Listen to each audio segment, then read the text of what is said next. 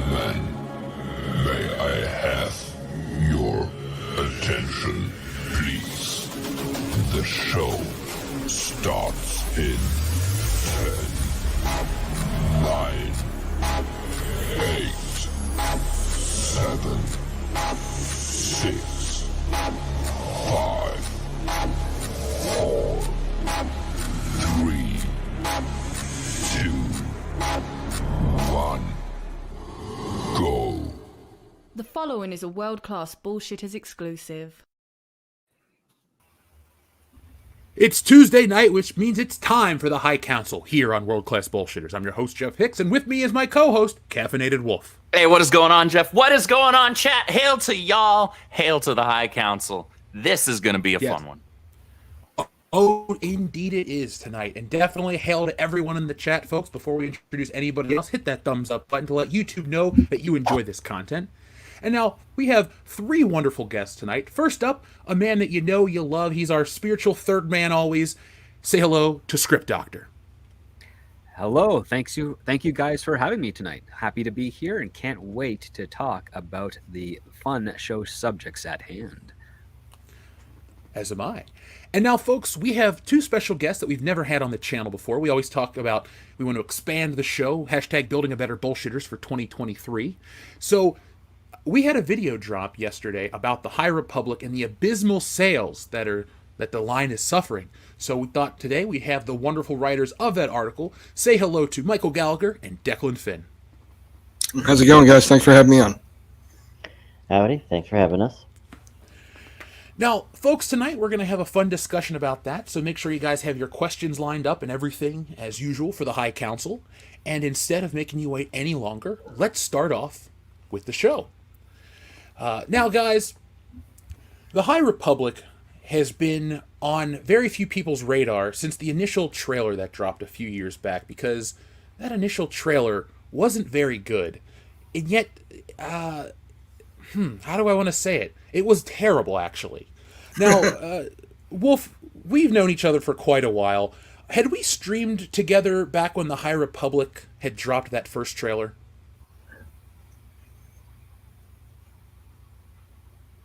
I guess not. No, not that I can recall. Sorry, my mic was muted. I'm an idiot. Oh, you're good.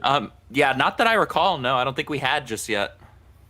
So we didn't have to suffer together. I actually don't think I had streamed with either of you or ScriptDoctor. So it was a lonely time as a Star Wars fan, because we're coming off The Rise of Skywalker, and that movie was not very good. That whole trilogy was terrible, actually.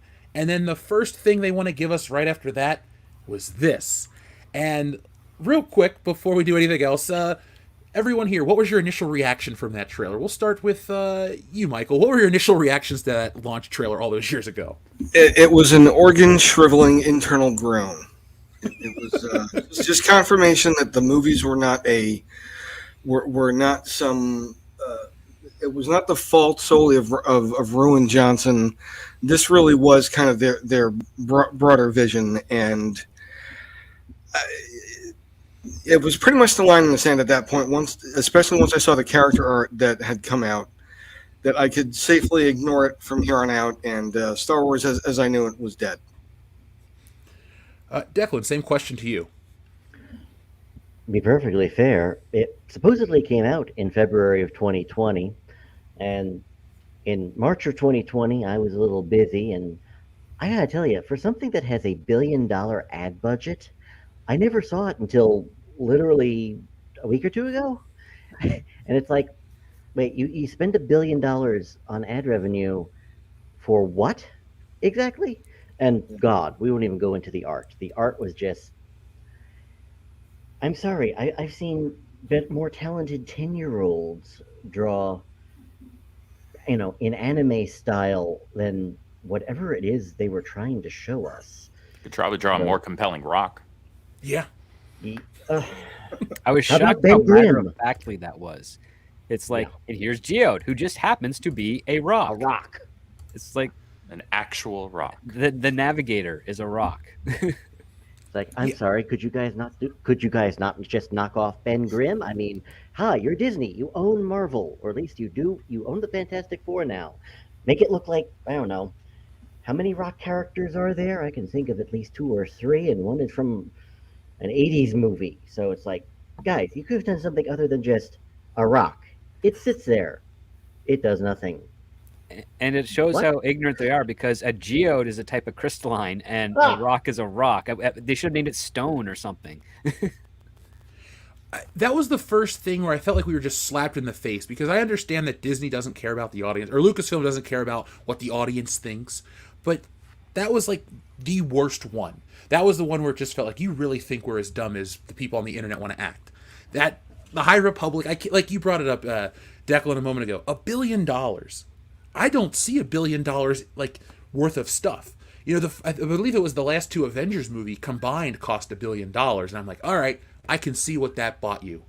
This, it was just a series of web videos, a crappy couple of books, and like some art that looks like AI generated art these days. I just can't believe that's what their big play was. It almost feels like they trolled us. In a way, it was one of the more mind-boggling things to me. Now, I'm one of the outliers when it comes to the Star Wars franchise, in that the movies are actually, as much as I love all 6 of them, the movies are actually the least interesting part of Star Wars for me. For me, I'm all about the Old Republic. I'm all about the stuff that happened thousands of years prior to the events of this kind of Skywalker saga, I guess, for lack of a better term. And so when they were like, hey, we're going to tell a story that's taking place before even, the prequels, it's a few hundred years back. I'm like, okay. What are you going to do with that? Like, because I've spent time, thousands of years in the past before the prequels. I've also read Plagueis, so I know what happens leading up to that and a lot of the time in between. And then they come out with that, and I'm just sitting here like, wait, you paid how much for this?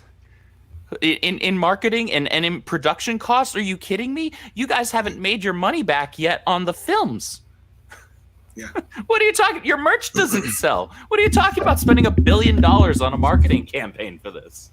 Yeah, it was kind of interesting about this, the fact that it was publication focused, that they were really going for readers with this. And yet, the art's terrible. Not all the art, because some of the covers were nice, but it was all, characters didn't look compelling. Very few of them had any kind of action to them. It's mostly people standing around with lightsabers. There's no exploding spaceships or lasers blasting off or stuff you would have seen in the old extended universe covers and stuff like that. And I don't know about you guys, but Declan and I, we read a lot of books. None of the authors that they listed for any of these novels sparked any kind of excitement for us. If anything, that looks like a Benetton ad. It looks like an intergalactic Benetton ad. Yeah, that's the most generic looking splash art that I. Exactly. Exactly. It's people standing around. It's people doing poses. There's no fighting. There's no tension. There's no dynamism at all in any of these covers. It's not like it's called Star Wars or anything like that, So actually, Jeff, I'm actually glad you brought that up, because one of the things that people were quick to pick out when that trailer dropped was there was a couple of seconds where they showed this big whiteboard where this big brain trust had met at Skywalker Ranch, and they're writing all these things on a whiteboard, how they're going to plan out the stories going ahead and all the concepts they want to bring in. And so people really kind of zoomed in on these couple of frames where this whiteboard is visible. I remember this. And they see diversity. Let me see. I actually Dinosaurs? Dinosaurs was on there, wasn't it? If I remember feelings. Here, I've got it in front of me. For you guys right now. Yeah. Okay. Feelings, relatable characters, diversity is on there twice. But in the middle, at the very top, it's authentically lived in. Is on Actual there. ending. One says university, I think I see. But right at the top of the middle character, it says not pro-war. What's the title of this? What's the title of the series again? It's about Star Wars, but the thing is that the concept with regards to any sort of movie or story about wars is supposed to talk about how terrible war is. That's right. like why would they even have to put not pro-war for that? Well, like tyrants don't want a war and rebels don't want a war. They have to because of the violations of one particular side or another. I think their idea of not pro-war was unfortunately the end of The Last Jedi with, no, don't save everybody by taking out the laser battering ram. We're going to not do that because we're stupid. I mean, you guys can actually read most of the words that are on here. What about this gets you excited? What about this says, like, you know, oh, man, I can't wait until they square off against, you know, who?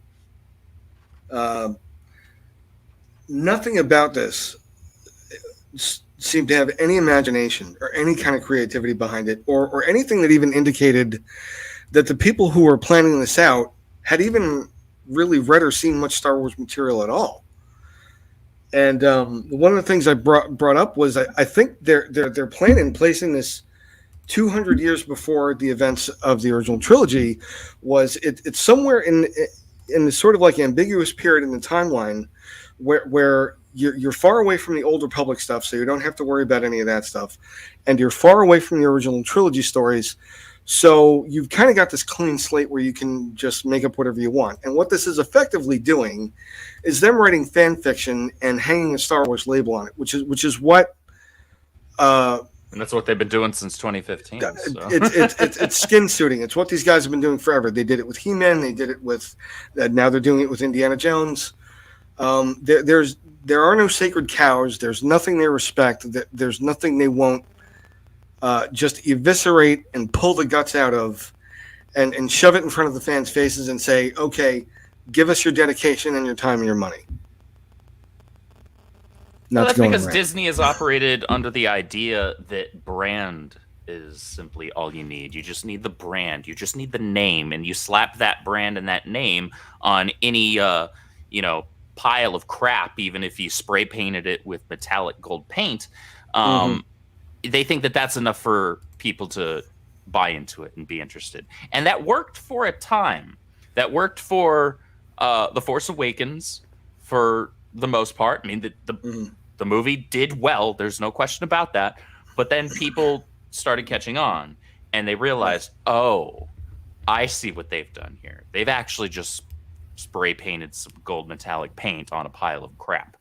And eventually people catch on, actual fans anyway, that you're not giving them the thing that they're here for. You're giving them this other thing, but calling it the thing that they're here for. Exactly, right. And I think they're able to get away with it, like you said, with Star Wars, because what other franchise has got as much fan goodwill built up in it at the point they started doing this than Star Wars? So people were willing to give it a much longer time, I think, than they would have for virtually anything else. But and I think that normally, the announcement of a new series of books and novels, as we saw with the Thrawn trilogy, right, could have been something very exciting and could have drummed up a lot of fan goodwill. But by the time 2020 rolled around and they released this High Republic stuff, everybody was ready to just stop being abused.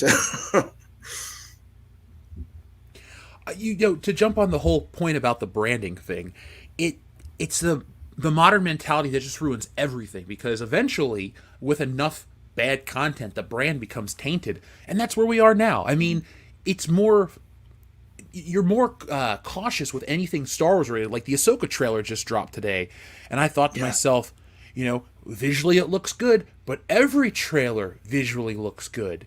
Every trailer starts out strong. Everybody gets hyped for it, and then you watch the show, and they systematically fall apart in the same way. They either run out of money, so they do certain kind of episodes to stretch out stuff, or they just try to tie it into a million other things. And here's a spoiler for the video. I'm concerned with this Ahsoka trailer not because I'm angry at anything, but I've never watched Star Wars Rebels. Like, is this going to be the first Star Wars thing that's like exclusively for a certain generation of people? And if you didn't watch that show, are you going to be lost? Because they don't necessarily do a good job with tying everything together. Well, that's done deliberately so that you have to go. If you're a Star Wars fan, you have to go back and watch this this stuff, and it goes into the fact that what Disney has been doing since their acquisition of Star Wars is they've been trying to make it more of their own thing. I mean, even the invention of the High Republic, which doesn't make sense at all, because, and I'm quoting from the prequel trilogy here, Palpatine says he will not let this Republic, which has stood for over 1,000 generations, fall, which means that the Old Republic ends with the rise of the Empire and Luke and Leia's birth. That's when the Old Republic ends. Up until that point, those thousands of years, that is all Old Republic. Trying to say, no, it's the High Republic is really just a veneer and falsehood with regards to what's going on. Even in the original trilogy, Obi-Wan refers to the time that he learned to be a Jedi, the time that he trained Anakin was of the Old Republic. Because it was the biggest change in the galaxy that has been seen by anyone in thousands of years. That's the point. And the Empire didn't last very long because the rebels came back and corrected that in the original trilogy. Then they throw it all away again for reasons and derivativeness. And now they're trying to say, well, okay, you didn't like our new stuff, so let's go back to the Old Republic. But, in order to better distinguish it from what we're doing, because we don't want to actually, invest in what the Old Republic is, we're just going to carve out a pocket and call it the High Republic. And basically contradict the very lore that was already established in those 6 films. Well, it's for the same reason that they do everything these days. It's because they don't want to have to deal with the stuff that came before. They don't want to have to acknowledge it or take any of it into account. There's a whole hell of a lot in the Old Republic era. And when I say Old Republic, I'm not the literal sense. Yes, it goes up until the time of the Empire. Oh, absolutely. You're correct. Like, however, the stuff that you saw in terms of the timeline, in terms of the literal Star Wars timeline, the era that is referred to as that ends still well before we get to the prequels. But that being said, all of that stuff, those thousands of years in the past, there's so much meat there. There's so much lore there. There's so much depth, so many characters. And there's a lot of phenomenal stuff that you could make content off of and make a lot of money off of it. But they don't want to have to take that into account. And this has been their mentality for a while now.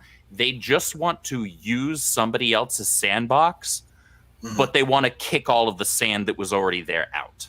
Absolutely. Yeah. It was, as was said before, it was literally their game plan from the minute they bought it. Remember, what was it? Kathleen Kennedy? Oh, well, we don't have like Game of Thrones with thousands of books to look at and draw. You mean all those thousands of books you threw out? Yeah, exactly. Right, yeah. Hi, who do you think you're fooling? Because it's not people who have actually been paying attention for the past 30 freaking years. So, when you bring that up, Declan, I think that's actually a really good example of where kind of the audience has to take a really hard look. I think. I mean, this is just me opinionating here. You guys have been covering this since Disney had taken it over, and how no matter what Kathleen Kennedy has done.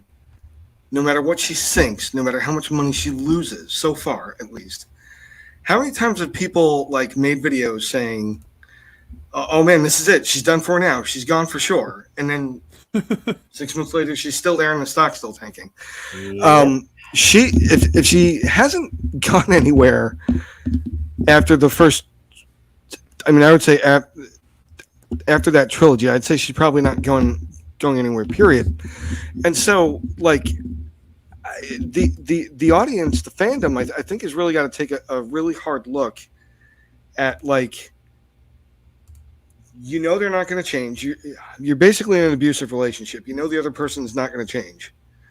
When do you leave? Are you going to leave? And part of what Declan and I try to do at Upstream reviews, at least with books anyway, is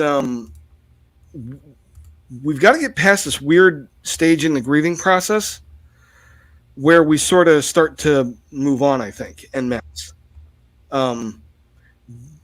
Because there is so much talent out there. There are so many people out there that are making things that can scratch the Star Wars itch if you really want to get that feeling back again. I agree with that. Yeah. God, look at that. I know. I mean, look it. I'm going to press this button because it's my favorite button on the channel. It takes us back. Like, that's the greatest thing the High Republic has given us, is that meme. But I'm glad you brought up the whole Kathleen Kennedy. How many tries is she going to have? Because I understand those videos come out. It feels like every other day there's a new report and a new rumor. But people are just that angry about it still. I mean, It's been Star Wars. It's now Indiana Jones. Yeah. It's never going to stop. You got to remember, there are a handful of, in the modern era, and I'm going to consider the modern era like from Star Wars on, where a lot of these people that were kids are still alive and well. But like, there was probably the golden age of creation in terms of movies, music, television, comic books, video games. Great creations have come out in droves, and the things that people are so attached to are some of the best.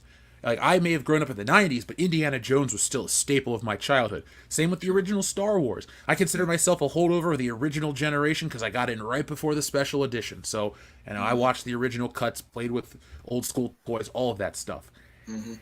It's going to be, until you can wipe out the emotions associated with that, you're always going to have the people holding on to watch the bad guy fall. It's like any great story. You watch, we'll use Darth Vader is not a great example, like Palpatine. You watch him be a bastard and do all of these things and destroy a galaxy, but you're very happy until the ninth one comes out. But when Darth Vader turns on him and throws him down the pit into the shaft and he explodes, you're like, yes! It's so satisfying to watch the shark and jaw explode, or when Jason dies, or Michael Myers falls out the window, or something. Like, I think everyone is holding on to watch the villain finally fall, because she's done so much under the guise of progress, under the guise of change, under the guise of whatever politics she wants to put out there, and every decision has been terrible. And it's whatever I lived out there for a while, so I know that mentality out west, but that's all these people care about. They care about their politics and their views being infused to entertainment. It's a vehicle for their beliefs. Like the lady you quote in the article, Justina Ireland. I don't care about if you don't like my politics, you're not going to like my work. That's what we're kind of stuck with these people, and they just so happen to have all the best properties under their belt. These people hate us. Yeah. Nothing's broken about this. This is going along exactly as intended, and it's good that we're walking away. It's good that we're showing them what we think with our wallets. I'm glad all these people are losing money, but I mean, in the meantime, there's a cultural hole that still needs to be filled, and I mean, Declan and I are big proponents of the independent scene. There's so many authors out there that could are doing great work. There's guys like Declan Finn's in the middle of a space opera series called White Ops. Yeah, would be a great Star Wars alternative. And you have a friend of ours named Richard Palinelli who does the Galen's Blade series, which is so much more Star Wars than current Star Wars. It's kind of painful. Like, wow, you guys should be doing this. Instead, you're doing Ruin. Yeah, his Star Quest series that he co-wrote with John C. Wright, who is undoubtedly the best writer in science fiction living. There's 5 books that would be extremely edifying to anybody who's a Star Wars fan. Would love those books. There's who else? If you really want to go the traditionally published route, Baen Books is where Timothy Zahn is hanging his shingle right now. He's got the Icarus plot out. That I think is in the running for a Dragon Award nomination this year. Zahn actually has his book Cobras in the Baen Free Library. You can go read that right now. There are there is talent that could eat these people's lunch.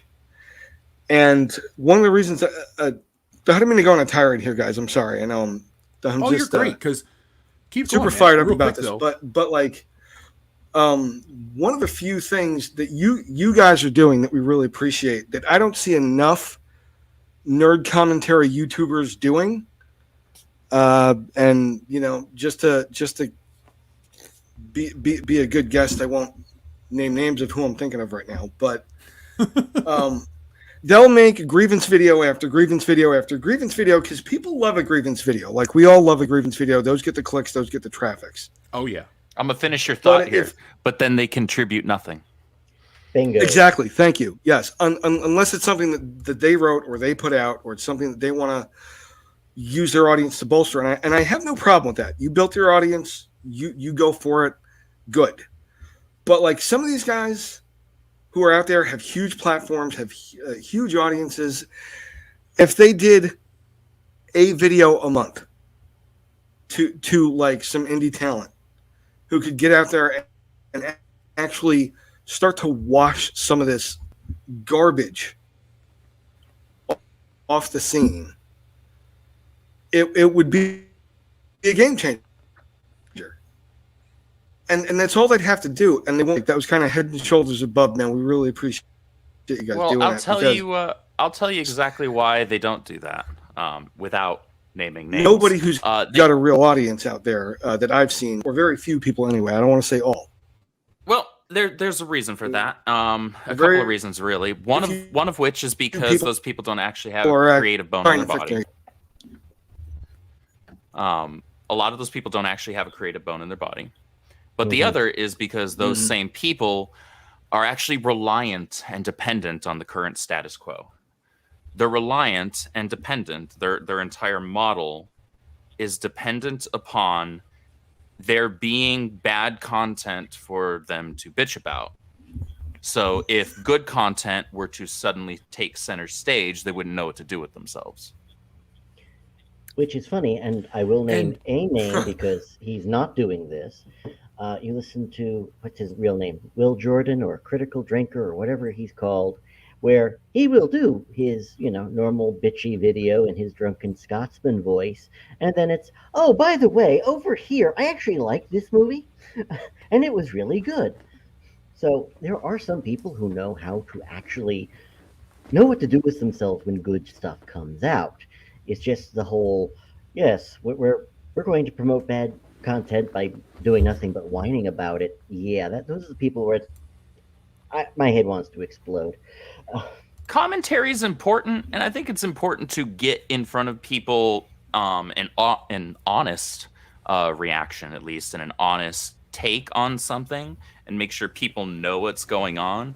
That being said, I think it's equally, if not more so, important to highlight alternatives, but to also highlight just what's generally good. So yes, mostly mainstream modern Hollywood is garbage top to bottom, but there are still good movies that come out, and so it's important to say that, not just say everything that comes out is horrible because we hate modern Hollywood. No, it's important to be like, hey, Mission Impossible 7's really freaking good. Yeah. You should go see it. Here's why. Or the Super Mario Brothers movie was an absolute blast, front to back. You should go see it. Here's why.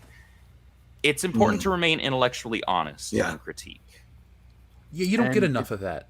Well, the reason you don't get enough of that is because in the last 15 years, a very poor, struggling studio bought very valuable IPs and dominated the conversation to the point where you have no idea what the competition is because they drown it all out. And earlier today, I did a brief little live show, and I asked the audience, how many original television series do you think debuted last year? And just ballpark it. Give me a number, you guys. If it 15. was 5, I'd be surprised. 599. Jeez. And these are not pilots that got canceled. These are shows that went to series. Now, some of those shows did eventually get canceled, of course, because there always is a turnover. But that's a lot of original content, and not a whole lot of people are aware of it because, again, who has all the money that's pumping into the advertising and commercial stuff? It's kind of pretty much Disney, a little bit of Warner Brothers. Paramount's trying to squeeze in there with Top Gun Maverick and now Mission Impossible, and Sony's got their thing that's kind of subtle. I mean, the latest thing that they released was really the Kraven the Hunter trailer, which I don't think anyone is going to be interested in seeing. Yeah, that wasn't exactly lighting people's hair on fire for that one. Yeah, exactly. But the thing is that, okay, you have 599 brand new shows that debuted last year in 2022. Now, unfortunately, not all of them have the budget to advertise. So it is up to the audience to try and go out and find them. And it's fairly difficult because it takes a while for users to collect that information and put it either on a Wikipedia or make an IMDb list. And unless the interface of your streaming service is really good, you're not going to be very well aware of what's there, because again, if they license certain shows from certain studios, they're going to put those front and center on their search page, and it's going to be, everything else is just going to be buried elsewhere, and you're not going to be able to find it. And as a result, if people aren't finding the good stuff that's out there because it's oversaturated with not just competition, but the narrative of, say, a Disney or a Warner Brothers or a Sony or an Apple or an Amazon, then that show is going to fail because nobody's seeing it. And it actually could be a very good show that people would really like and say, oh my gosh, this is a breath of fresh air to the garbage that we're being force fed on the principal market, as it were. So that's the other part too. It's we as an audience, in order to counter this, have to be a little bit more proactive in trying to look beyond what is being forcibly thrown in front of our face, and trying to like push that aside and like look for the good out there, and do searches, DuckDuckGo, Google, whatever, for new TV shows that are debuting. See the trailer, maybe it interests you, maybe it doesn't, but at least you're getting a little bit more of a variety going in than just being force fed the next Disney Plus, Marvel, or DC thing. Yeah, and that's why Michael and I and a few others are running a book review site, because I got fed up where a few years ago I decided, okay, I'm going to go to all of these publications that talk about, politics is downstream from culture and nonsense like that. Mm-hmm. And then I go and I look at these people and I wonder, so guys, none of you have a fiction book section. Why not? And if you like, I read nothing but fiction. I'll be happy to do a book for review of you a day, if you'd like. And I was told, oh, well, people don't read anymore, so who needs you? It's like, okay, fine, I'll do it myself. Yes, that's great. Yeah. So, yeah. We got Michael, Rob Crucy, and a few other people. And yeah, we're trying to do as much advertising of good books as humanly possible, to the point where we don't do negative reviews, because why bother? Who has the time?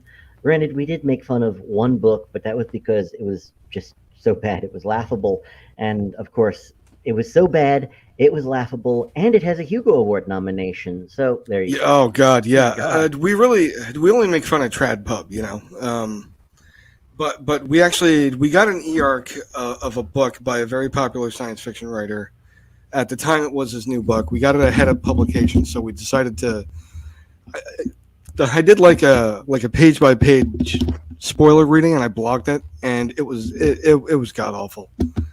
And of course, so naturally the book won a Locus Award this year. So. That's how it always works, right? These people get awards because they're in the right camps. Science fiction, especially, has always been divided into camps since the Futurians split from the normies back in the 30s, and it's almost always been ideologically driven. This is kind of the hoot with sci-fi, especially. You had cabals trying to cancel other cabals. You had they tried to bury A.E. Van Vogt back in the 30s. Damon Knight, who is, I don't know if you guys know who SIFWA is. It's the Science Fiction Fantasy Writers Association, which is at one time was sort of the top tier trade organization. If you were a science fiction or a fantasy writer, or like a publisher or an agent or an editor, if you had anything to do with the publishing industry or writing, in the 60s, 70s, 80s, that was kind of the gold standard place to be, because in order to get in, you had to have published in a certain major market with a certain publisher. You had to have made a certain amount of royalties. You had to prove you had the chops, like on a balance sheet. Now it's pretty much, if your check clears, they'll let you in. And but their highest honor is the Damon Knight Grandmaster Award. Damon Knight was a very influential critic. He was an essayist. He wrote a great deal himself, but he loathed all of the writers from the golden age of pulp: Lovecraft, Edgar Rice Burroughs. One of my favorite writers, of course, whose name for some reason is blanking on me. Conan Solomon Kane. Howard? Robert E. Howard. I'm sorry, Robert E. Howard. Yep. He loathed all these guys, and in fact, his great bitch about their writing seemed to be that it was too fun and too imaginative. And this is who these guys hold up as the paragon of science fiction. This is, you get the Lifetime Achievement Award, man. It's named after him. So it's you're not going to be able to escape the camp. So we might as well just pick a side, have fun, make good stuff, and try to push it out and get it in front of people as much as possible, because there is a cultural dearth. There's a void here, and that's bad. That's terrible. And we can fight it. We have a lot of weapons that we're capable of fighting it with. We just need to get it in front of ears and in front of eyeballs. We have a lot of weapons now because this industry is so decentralized now for the most part. There are a lot more avenues. You don't have to go through the quote-unquote proper channels anymore. You don't have to go through a traditional publishing house to get something published. You don't even have to go through something like Amazon anymore at this point. You can do crowdfunding, or you could do what we do over at the Rippaverse, which is just straight-up pre-orders and advertise the absolute hell out of it so people actually know you exist. You can do that on your own. You don't need the mainstream media. You don't need the mainstream publishing houses. You don't need the access media websites, doing articles and puff pieces about your mid or garbage tier book or whatever in order to actually make money and be successful and get a good product into customer hands. You don't need that anymore. Mm-hmm. Yeah, a lot of the middlemen, a lot of the gatekeepers have been taken out. And that's something we're doing. We have a new show, actually. You guys keep talking about Bane Books and Writers. We have Larry Correa coming on the channel tomorrow night, and we're going to be talking a lot about writing. And I just want to be able to be I like to do the YouTube stuff. I like to create myself, but I want to give everybody a voice to get more stuff out there, because like we say every week, Andrew, we're here to make entertainment better the best we can. We can't make everything, we don't have a movie studio to do all this stuff, but we do have a channel that can get everyone's work out there, at least to, the roughly 190,000 people we have. And that's the point, because eventually somebody's going to find it, it's going to get adapted, it's going to become the next big thing, and that's what we're doing with all of this stuff. That's what I want to see. I'm so tired of, even though Mission Impossible is a franchise, that was at least a breath of fresh air compared to multiverse and other geek culture stuff that I'm watching. But I'm waiting for the next truly unique original thing to come out, because audiences are there. It's funny how they said to you, well, people don't read. Everybody reads on their cell phone, on the internet, they doom scroll. They're still technically reading. You just got to put something worthwhile in their hands, because you could have said that during the Harry Potter era. Well, people don't read. The internet exists. That was 22 years ago. 21 years ago when the first Harry Potter movie's out, and kids are buying those books left and right. Adults, everybody's reading Harry Potter. It just Aragon, excuse me, the one about the dragon, that Italian kid that wrote it. Like, everybody read those books. So the fact that people want to tell you that's not the case, look, it's just not the predominant form of entertainment. It's like comic books. Oh, comic books don't sell like they used to. That is true, but people still read comic books by the millions per year, and the movies make billions per year. They're the number one form of entertainment right now, maybe just not in their original format. And it's really a wonderful time for the independent scene because technology is the great equalizer. We are not at a disadvantage. It's not like it was when the Image guys had to go through Malibu to get their books published, or they had to get other people or this or that. The Rippaverse is its own thing. I've done my own books. I'm able to reach a lot of people. It's out there for everybody. And the fact that, something is named brand Star Wars can be so piss poor, there's no excuse anymore. It's just they hire the right people in quotations marks because they want to have the right think at their companies. But we see how that turns out. Nobody would want their books to sell so poorly. I mean, look, that High Republic, we were talking about the ScriptDoctor off air on Twitter. The High Republic 3-pack, I sold 4 times that amount with Stealing Solo. How the hell is that a thing? Like, how do you do something so poorly with such a household name brand? Yeah. Which, by the way, I thought that premise was fantastic, by the way. I thought the premise of Stealing Solo was fantastic, by the way. We came up with a podcast years ago. I actually, Thanks. like, when I heard you talking about that, I was like, oh my God, why couldn't Han Solo sign on for that one, man? I would love to see a movie adaptation of that. I bet it would be hilarious. Well, that's the thing. He hasn't retired from acting. He's retired from Indiana Jones. So with enough hubbub and press, we could all make that happen. Believe me, I would love, beyond any kind of gain I would have, I just want the movie to be told. If you guys want to send me some addresses after the show on Twitter, I'll mail you guys each a copy of the book. But like, sure. I want to see it as a movie just because I want to laugh. That's all I want to do is see that story, because a million people could understand what it feels like to be disappointed, and then the hilarity ensues with the stupidity that follows. But I don't know why people don't want to take risks with crazy ideas anymore, because I understand they're expensive, but you'll have so much fun and make something unique that people will talk about forever. Yeah, absolutely. Well, part of me wonders if it's the zeitgeist with regards to the popularity dynamic from high school. So what we have here is you have a bunch of poor writers who were never popular in high school but didn't even find their own niche. And then they get to this point where they're now in control of something, and the only model of behavior they understand is what they observed from afar through the popular groups in high school. And that's how they're behaving. And instead of, in the traditional sense of things, and I was talking with a colleague of this earlier today, where the people that wrote stories or worked on books, novels, comic books, movies, what have you, they were people that were on the fringe, but they used that fringe as a form of perspective on the things that were very accessible to your general audience. And that's kind of what made them stand out. Is like, oh, that's a very unique point of view on something that happens regularly within society. But now it's been kind of the reverse, where they're trying to say, this is our point of view, and you have to judge us on that, as opposed to the audience judging, opposed to us judging the concept of what's going on in society. It seems to be completely inverted. And I think that's why it's not resonating with anyone, is because it's so out of touch with a commentary of what's going on around them and what's going on with the human condition and the exploration and our potentiality or our history. And it's just basically them shouting into a mirror and saying, look at us. And we're as a more secure individual set is basically saying that person we need to avoid. Maybe we have to throw money at them to run away so they'll leave us alone. But that is it. But we're the only change, like not actual bills at this point. And that seems to be what's happening with the product that they're putting out. They're getting chump change.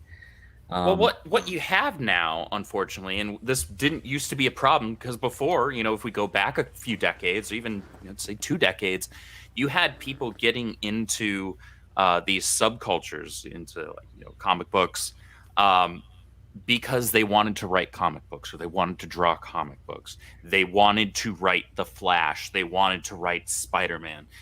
But now this is probably the single biggest downside and negative to comic book culture being now kind of pop culture and part of the mainstream now, from the movie boom, from the as cool as it was as a comic book fan to see these characters now in live action on these, and for a while it was going great. But now, because of the success that those movies saw, now you just get people that view these characters, view these worlds, and view that medium as a stepping stone to just kind of launch their career off of. They don't want to do a Spider-Man movie because they like Spider-Man. They want to do it because now they can say they did a Spider-Man movie, and that looks really nice on their resume. That and or they can now use this big popular thing as a platform for whatever social political crap that they want to spout. You don't have actual fans of this stuff. And just because you're a fan of something doesn't make you automatically a good writer of the thing. You could love a thing, but you still don't have a creative bone in your body in terms of how to actually formulate a structured story. And that's totally fine. Not everybody is cut out for that. But I do think it is important for somebody who is going to write something to understand that thing. And we don't see that anymore. Not often. No, they take great pride in, like, what was it? Oh, what's her name? Leslie Headland, when they're talking about Star Wars The Acolyte, which is based off of this bullshit High Republic. They were like, oh, my showrunner, somebody had never seen Star Wars, and I thought that was wonderful. It's like, what the hell? How are you going to make anything Star Wars related if you don't know what it is? It's like, it'd be like if I went in and said, guys, I want to write a book about auto mechanics. I don't know. I had to change a tire in a couple things. I don't know shit about how cars work and, you know, on the greater scale. I'm not the guy to sit and write you that book or draw you that comic. They got to get people that know what they're doing. It just bothers me that they take pride in not getting it. It's like, remember in high school, they'd have the guy that's like, oh, I didn't study for the test. I got an F. Isn't that awesome? It's like, no, man. That's whatever pathetic, you're trying to. Yeah, it's pathetic. Thank you. That's how I feel about all of this. Well, see, here's the thing. They've conflated the idea of someone coming into a new franchise with a fresh perspective with no willing to do research on it. Because any writer worth their salt, if they get an assignment gig with an existing IP that they've never heard of before, the one reason that they got it is because, okay, you don't know this, you don't have an attachment to it. So when you research this and you fall in love with it, you're going to have a very unique perspective that could actually help reinvigorate this franchise. That's the intention that these owners of the IP are looking for. But the problem it seems to be, especially with the Lucasfilm Story Group, is that they're not really doing the research. They're taking a superficial take of their understanding of what it is and calling that research. They're not doing what Nicholas Meyer did when he got hired to write Star Trek II, who had to go back and watch the original series and actually understand what is this science fiction genre really about. And what he saw is that, oh, this is like Horatio Hornblower. I understand that because I'm well versed in regards to those stories and what they are. So now I'm going to apply those type of terms to interpret how to best tell a good Star Trek story. And as a result of that, we got The Wrath of Khan, which is a fantastic, Star Trek movie. And that guy ended up becoming a fan of Star Trek as a result of his research and understanding of it. And other writers can do the same thing, but only the ones that actually worth their salt end up becoming that way. Like you get into new genres that you never really knew of before because somebody has recommended to you or said, hey, this is like another thing that you like. And you get into that. Like I grew up reading Conan books, and it wasn't until high school when someone told me, oh man, the same writer who did Conan did Solomon Kane. You should dig this out because Solomon Kane goes after and kills heathens. And you're like, oh, that's kind of cool. And then you start learning that, and then you get engrossed into that as well. And it just compounds over and over again when you actually start appreciating the other works. And it's not a problem that you don't know it. It's a problem if you don't care to learn it when you're tasked with that as your principal job. Bingo. Yeah. That is the biggest thing right there. Well Writing is not easy. Writing well is not easy. However, even further beyond that, writing within somebody else's sandbox, someone else's playground, someone else's world and universe that they created the rules, they created how everything works. That takes even more work because now you need to, if you're going to do it right, you need to understand the context for things. Script, you and I at some point here soon are going to be doing a big old video or a stream talking about The Flash, right? Yep. Oh yeah. Now, I've said this multiple times because there's nobody that's a bigger Flash fan in this space than me. I will take that crown and run with it, literally. I am literally rereading from issue 1 until the most recent stuff for The Flash, specifically Wally West, that we're going to be covering. That's a lot. That is hundreds and hundreds of comic books that I'm in the middle of rereading. And I'm doing that just for a video.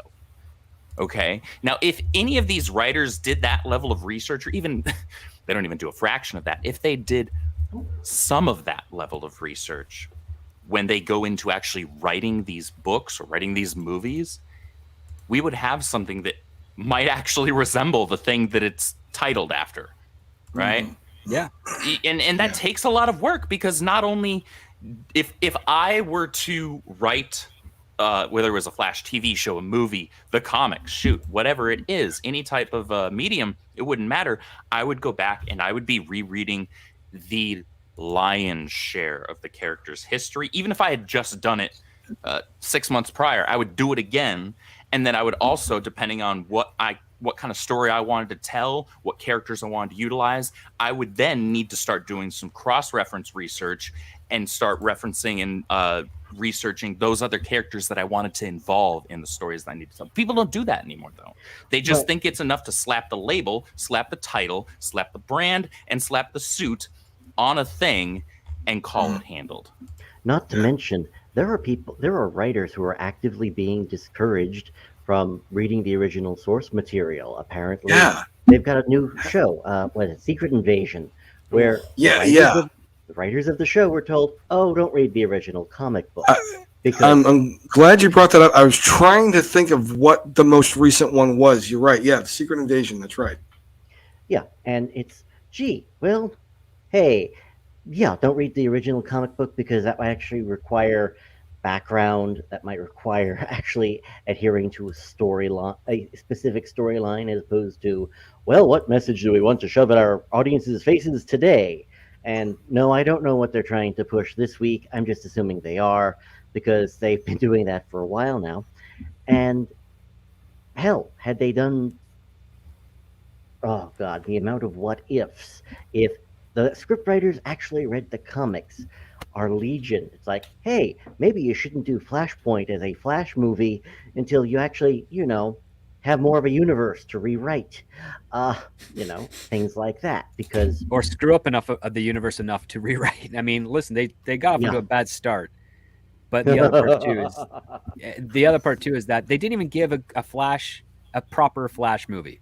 And so you basically just said, yes, we realize we wasted the last 10 years of your life and 10 years of money going into all of those things that did not perform at the expectations that the studios wanted. Yeah, and the point is, it's the studios who are making creative decisions, which, let's face it, we know exactly how it works when money people at the studio level make creative decisions. It's called everything Kathleen Kennedy has done, because she was the money person on Spielberg and Lucas productions. And as a money person, I'm sure she's fine. As a creative person, not so much. Look, the only accountant I trust with fiction is Larry Correa. So, listen, Hollywood accountants are a double-edged sword, because in some cases they restrict your budget so that you have to be very creative with the money that you spend, and you end up getting beautiful results of it. And other times they go so far as to dictate what you should be doing in your story. And that's when you get into conflicts. That's when you get into a bunch of trash and garbage. Imagine if more writers did this amount of research. Oh, yeah, look at that. This is what I'm doing right now, Script, just so you know. So you're going just after the Mike Barron stuff, right? I started with Barron. Okay, so I started with the very first issue of Wally taking up the mantle. That's was that 90? Was that 86 or 87? 87. And I'm going all the way up until basically Barry takes back over right before Flashpoint. Because I started in 87, but then I realized I have to refresh myself with Crises. So I went back to read Crises. So I'm taking little notes here. You're making me look bad, because I thought I prepared well for our Spider-Man video over on Script's page, where I read the old Ditko stuff and got ready for it. But man, I feel like I underprepared for the thing that I'm well versed in. Shit, thanks, man. My bad. Honestly, it's just a good excuse for me to go back and read good comics too. So there's I read comics all the time. I've been reading Spider-Man from Eric Larson era, because David Michelini was a really good Spider-Man writer for me, and I'm so confused with what passes as a modern day comic. Like, Oh, I read like a 6-issue arc this morning, and I was hooked to keep reading it. Hell, I read another 3-issue arc afterwards that I didn't enjoy as much, but I couldn't stop reading it because it was well paced. I don't understand. Like, it bothers me what you say is true about the fact that people treat comics and geek culture stuff as a stepping stone instead of a final destination. That bothers me so much that they just want to treat this stuff as whatever and expendable, because it's really the great pieces of fiction that that appeal to a lot of people. And I know they're comic books. I understand they're pulpy. I understand they're throwaway at times. But there are things that they have in them that are great, and there are things that stand up, especially with something like the X-Men. I am so glad that Disney hasn't touched the X-Men yet, and I hope they never do. I hope the MCU or whatever falls apart before they can dive into the X-Men, because the X-Men is probably the Chris Claremont stuff is maybe the best written comic book stuff of the modern era. I mean, yeah, people want to say Alan Moore with Watchmen or Frank Miller's work, and I love all that stuff. I'm not here to knock them, but what you get out of X-Men is wonderful because it's very poignant to society as well as the fictional world of Marvel and all that stuff. They know how to tie that in together so well that, yeah, I'm reading a story about the Morlocks, but it's an allegory for X, Y, and Z, and I'm not beaten over the head with stuff. It's like when you watch a Twilight Zone episode. It's sometimes heavy-handed, but sometimes it's so smooth you don't even know what you're being taught about. And that's where I think they've lost it, too. Mm-hmm. Absolutely. Yeah, we don't exactly have geeks or nerds writing any of this geek or nerd stuff. You look at the people behind She-Hulk, and it's like, so none of you are nerds. None of you actually like the material. You were all mean girls in high school, weren't you? And you just want, They were bad mean girls, like, because they weren't even God. attractive. Like, Yeah, they're not, it's like, you guys, and they didn't even know how to write a legal procedural. correct. And it's like, okay, you guys just want to make fun of your audience because, when you were in high school, you tried to shove this target audience into lockers. Oh, yeah, or... When Netflix was making The Last of Us, they told everybody in the cast, don't play the games. Yes, heaven They forbid. you do actively something fun. discourage anybody from learning about the characters. Yeah, Isn't that heaven what- forbid. Isn't that what actors normally do? They research the characters to get deep into it so they can give an authentic performance. The last one who did that was Henry Cavill, and we know exactly how well that worked. Yes, so well that he butted heads with And- not only the producer and directors of those movies, and also with the Witcher show, but he ended up just being replaced on both of them essentially. So actually, Cavill brings up a good instance. I want to kind of ask you guys, if I may. Something that crossed my mind, especially with Indiana Jones, with some of these writers that take on these character mantles that wind up getting ruined and written woke and all this other stuff. A lot of the actors that are playing these are people who aren't exactly hurting for roles or money or anything like that. Why do you suppose more of them don't even if they're not a fan of the character or don't particularly care about the story of the franchise, if they read a script where, we're going to introduce this my granddaughter character and she's going to spend the entire movie berating me and belittling me and basically womansplaining to me. Why didn't Harrison Ford take one look at this script and say, you know what? I don't feel like tarnishing my legacy like this. I don't need money. I don't need to be walking on a set when I'm 80 years old. Why don't you think more actors who are established and have the luxury to sort of pull weight like that do that more often? You would think that he would have with Indiana Jones, because that's his favorite character. Indiana my Jones God, is his favorite character, but at the same time, actors like playing challenging roles. And being someone who has to deal with a grieving child, who has to deal with a retirement, and basically the final years of their life is something that a lot of actors find very, very interesting to do. And I suspect that Harrison Ford thought he could have his cake and eat it too with regards to Indiana Jones. And conceptually speaking, there are ways you could put Indiana Jones against those challenges, but you have to still keep it fun, like what the genre of Indiana Jones dictates, which means that if you're keeping it fun, it means that Indiana Jones should be wrestling with these things that are being thrusted upon him by the outside world, and trying to defy it, because that's where the adventure comes from. If Indiana Jones is a professor at a university and he still wants to teach, he still loves teaching, but the university is saying, you're getting too old and we want to force you to retire so that this young guy can come in. And he says, no, I'm still valuable. And then we see the journey of him proving that he's still valuable.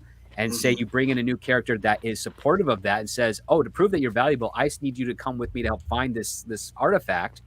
And even though he can say, well, listen, I'm not as young as I used to be, so you're going to have to do some of the heavy lifting, but I am now in the mentor position, which is the byproduct of the hero's journey, is that the hero becomes the mentor. So now you have a mentor story where you then bring in that new character and you do the hero's journey. And there seems to be a loss of understanding of that. And oddly enough, with regards to like Mission Impossible debuting this week, that franchise started off, the film franchise started off with the very model that's being perverted today, which is they took the hero of the television series and turned him into a villain as a way to pass the torch off to the new character, in this case, Tom Cruise. And Peter Graves was offered the role to come back, and he said no because he thought it was disingenuous to the character, and he didn't want to play a villain, and he also didn't want to play his character to die. He didn't think the fans would like it. And in 1996, when the movie came out, hardcore fans of Mission Impossible did not like it, but the movie still performed very, very well. And because it performed very, very well, people like Kathleen Kennedy, Robert Iger, so forth, can say, well, we can point to that model of being successful. So if we kind of do that, then we should be as equally successful. And the audience has been far more astute with regards to that. Well, you still have to make a good product in the end. True. Yeah. Like, here's the other part too. That movie was excellent, and then the twist happened, which kind of made it go, what the heck? And then the final set piece was excellent. That train, the Channel train set piece was absolutely phenomenal for what at that time. But it still holds up, man. It still holds up well, except there's a couple of weird questions. Number one, why did Jim Phelps betray, the very thing that he was the hero of? For money? Okay, really? Okay, whatever. but two, you are also being kind of strung along a little bit to be led to believe that Claire is the femme fatale, so you're going old pulp style, and she's the one that orchestrated this. She killed her husband. She killed the team because she wants the money, because she doesn't want to work, because she's super hot and French. Just like the French are prone to be. But they ended up not going that way. They did another twist again and again and again, and it's like, okay. But they still made a very entertaining movie up to that point. And they also did something that we haven't quite seen done effectively well, especially with regards to like Luke Skywalker and Indiana Jones, is that building up to the passing of the torch thing, there was a camaraderie, a courtesy and respect to both the mentor and the new character first. And it wasn't them butting heads with each other. It was them working together as a team to achieve an objective. And in that objective, the mentor has died. And now the new hero has to kind of make up for everything, avenge them, if you will, complete the mission, and be the hero. But we don't get those aspects of it done effectively, or even with the same type of care in those these more recent franchises. No, and real quick, I didn't even realize as a kid, because I had never seen the Mission Impossible series. I wouldn't catch that until they would show reruns of it. Well, they wouldn't show reruns of it until after the movie dropped, but like you said, it was done well, and that's why it works. And also, too, I don't mean to, and I'm not trying to minimize any of the points here, but like Mission Impossible, while it's an institution in many ways, it never reached the same levels of a Star Wars or an Indiana Jones, where it was, that level, even though it was a household thing. For television, it did, because it lasted 7 seasons. On CBS from 66 to 72. Didn't it come back in the 80s as well? It came back in the 80s, and it had such high ratings on Saturday night that ABC, which was the broadcaster distributing it at the time, felt that they could compete with the Cosby Show. Ooh. That's how popular Mission Impossible was. Now, they were very wrong in that regard, because people would much rather laugh on Wednesdays and then be thrilled on Saturdays. And so when they moved it, they lost half their audience, because they're like, well, we were expecting it to Saturdays, but that's what we planned to watch it. And then when they realized they weren't getting the audience up against the Cosby Show, and rightfully so, they moved it back to Saturdays. But by that point, people were already planning to do other things around that time slot. And eventually the show got canceled. But it was running in syndication for up until that revival part. And then they took the original one off of syndication for a bit. And then they put it back on syndication afterwards in the 90s, and Paramount was trying to get a movie off the ground right after the revival series was canceled. So, I mean, we may not be able to remember how popular it was at the time because we're 30 years apart, and also because Star Wars had started its resurgence again in 96 with the special editions, because there was a period between 86 and 94. Star Wars wasn't really all that big. I mean, it had the books and it had a couple of games and it had some toys here and there, but it was kind of on the decline, but still was maintaining a solid state of revenue to warrant more entries and updates to it. But when George Lucas announced, oh, he's doing these special editions and they're going back into theaters, got a huge uptick. And then when he announced he's doing the prequel trilogy, even bigger uptick. And it carried him all the way through the 90s and into the early 2000s. And it kind of gave that new life. And then after they were doing the cartoons, like the Clone War cartoon series after the prequels, that ran for a number of years, kept Star Wars still in the conversation, especially the re-release of the toys. So there were so many different marketing aspects that a show like Mission Impossible didn't have. Because again, Mission Impossible didn't have a whole lot of action figures. Because again, it was more of like, late teenagers, 18 to 45-year-olds. Star Wars is basically 6 to 45. So it had a broader appeal to do it. But both did have comparable popularities for a very limited period in that early 90s point. And, here's the other part too.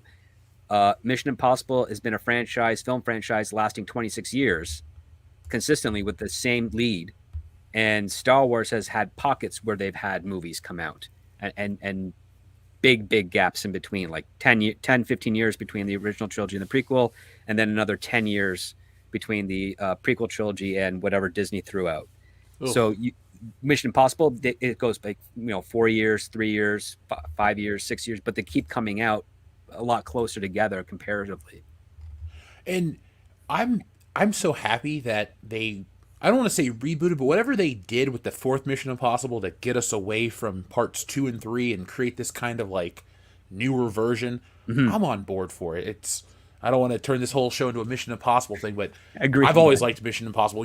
Surprisingly, my first introduction to Mission Impossible was Wayne's World. I had never heard the theme song until I saw Wayne's World, and then my mom was like, "Oh, it's the Mission Impossible music." And there you go. I didn't know what the hell it was. Perfect. So there it is. Your mother knew it was popular enough that your parent knew exactly what it was referencing and doing. Again, if it wasn't popular enough and that song happened, it would be too obscure for anyone else to really recognize. But everybody knew it was the Mission Impossible song. But the other part too, you were also like, what, Wayne's World came out and you watched it, you've been like 4 maybe. Yeah. So I mean, yeah, you shouldn't really know Mission Impossible as a 4-year-old. I mean, you're still learning stuff. But no, you're absolutely right. Like, again, it was in there. But to go back to Star Wars again, the effort is not being put forth because the writers are either being told not to pollute their possible originality by doing the due diligence that's required of them, or they're looking at it through a secondhand hearsay type of perspective and using those points to assume that they know what's going on with the genre, and then having their own type of fun with it at the expense of their customers. It's so frustrating, but I guess I should not be as bothered by it still, 8 years later after they just dumped out The Force Awakens, but it still bothers me that it happened. And it still bothers me that, I think what bothers me even more is that there was like a huge contingent of people online, like the press, the show media, whatever we want to call them, that made excuses for this crap for so long. And now it's no longer part of the popular whatever. I mean, Marvel's not as popular as it used to be. They just kind of moved on. And what's left is this weird husk, and people that talk about Kathleen Kennedy or people that listen to this show still like what it used to be, and it's so far gone from that. It's almost like we need like a Star Wars support group for, the death of the franchise. I don't think anybody will truly get over to the point where they'll walk away. They'll always remember the bad crap of it because it's been surprisingly bad for so long. And I mean, reading the chat here for the last couple of minutes, people still care about this stuff. Look at the numbers. People still care about this stuff. It might be the greatest mistake in entertainment of the last, decade plus. Mm-hmm. Oh, yeah. Huge bomb. I'm always fascinated by it, because it's like, just because it makes money in the beginning doesn't mean it's actually successful. I mean, of course, we'd all love to make $2 billion on something, but a lot of these things, this is meant to reinvigorate the franchise. Star Wars was bought not to make a couple of movies and a couple of TV shows. It was bought to be one of the biggest parts of the Disney brand, the face of it. I mean, even at the Disney store, when I went there the other day to film a video, there's Star Wars shits on clearance. I don't get it. I'm just surprised. It's the Pet Cemetery syndrome, I guess. You resurrect the kid, you're so happy it's back, and then it turns into a horrible monster. Yeah, and then you have to take the monster out back, old Yeller style, and exactly. I don't want to sound too morbid here. I love dogs. Me too, but I mean, it's just that's the tragic aspect of it, right? They took something that Star Wars had found its kind of, like, it's a very broad niche audience, but it found its audience with regards to the Clone Wars cartoons, and George Lucas was, experimenting with ideas of expanding it out with a live action series and whatnot, but he was just not sure he could fully commit to it. And Disney said, you know what, we kind of understand that Star Wars is kind of on the down, but we think with our youth, with our resources, we can reinvigorate it, corner the boys market, and carry it on beyond you, George. And they wanted to claim they resurrected it, but what they resurrected, they didn't nurture afterwards, and it's now just a decaying zombie. Well, this is kind of what's happened with a lot of our, entertainment. A lot of these franchises, whether it's DC, Marvel, Star Wars, obviously, those are kind of the most notable ones. These properties are in the hands of mega corporations who don't care. They don't know about these characters. They don't know about the worlds, and they don't care to know. And they hire people that are just like that, and are equally, if not less creative than they are. And they try to just do little easy things to appeal to the normie, general tourist audience of moviegoers. And, eventually they move on, and they already pushed us out, us mega fans. And so we're just the ones kind of here left with the ashes of the thing that we loved. Yeah, we're the ones that are picking up this stuff on clearance because we're not going to pay full price for it anymore. Yeah. I'm over it. I haven't picked up anything new Star Wars that's not, oh, hey, this is 80% off. This is super cheap. It's like, $4 for an Obi-Wan Kenobi Black Series figure. I'll drop $4 for that. But even then, it's just more of just a knick-knack to pick up. I don't put my time into Star Wars like I used to. And that's the most valuable thing people can give us, or you can give a brand. It's your life force. You're watching it. You're enjoying it. You're experiencing it. Once fans have apathy towards the thing, that's dangerous. That's the part that's worse than anything else. That's not, it's not anger that's the worst part. It's the apathy. Because when they don't give a shit, you'll never make them give a shit. Like we were talking about the outrage people at the beginning of the show. People will watch about the outrage. They'll get angry. They'll talk about that ad nauseum. But if no one truly cares anymore, that's the dangerous point that you can't get anyone back from. Yeah. Yeah, absolutely. Oh, As long as they still hate, they still care. And apathy is the lack of caring, therefore the lack of hate or the lack of love. Yeah. Hey, the only thing I will care about as far as Star Wars is concerned is, if you brought in Timothy Zahn tomorrow, or Michael J. Stackpole, or maybe Kevin J. Anderson, and it's like, congratulations, they're now writing the next script, screenplay, TV show. I'd be curious enough to come into that, because those three guys, as far as I'm concerned, they resurrected Star Wars back in the 90s, without any help from with very little help from George Lucas, if any. But again, nope, can't be bothered to bring back the guys who single-handedly brought the entire franchise out of the grave and reanimated it. No, it's so weird. Why wouldn't you get that? It's like over at DC, why didn't they get Paul Dini and crew to help with the DCEU stuff? Why don't they get these people? Oh, it's a different medium. It doesn't matter. It's still DC. You still want that stuff brought to the big screen a certain way. And the same with these Star Wars writers. These guys are talented enough to write a movie script. Probably write a script that's too good. Oh, but it's too expensive. No, nothing's going to be more expensive than The Rise of Skywalker. I mean, how many reshoots were done? How much pointless CGI was thrown into that movie to get people excited? I mean, it's constantly, it was just a bottomless pit. But, oh, we got to have J.J. Abrams, and we got to have this person and that person. No one gives a damn about J.J. Abrams' opinion on anything anymore. That's the only good thing I can say about Indiana Jones 5 was J.J. Abrams didn't direct it. Could you imagine if J.J. Abrams made that shit movie? It would be somehow worse. And I didn't like what I got in the first hand. There'd be time skipping. That's what they would do. Lens And of flares. course, big red balls. A lot of big red balls. I mean, maybe Indiana Jones can outrun a lens flare. He survived a nuclear explosion. Let's see if you can outrun light. That'd be amazing. Yeah. God, you know something really horribly bad when you look back at the Crystal Skull and say, man, that was a lot more fun and in the vein of what we expected from an indie film. I can't take it that far because Kingdom of the Crystal Skull is like what everyone feels about The Last Jedi is how I feel about Kingdom of the Crystal Skull. That's the one that really pisses me off and broke me as an indie fan because there had never been a bad Indiana Jones movie. I know it's more of a modern thing to shit on the Temple of Doom, but it wasn't shit on in the 90s.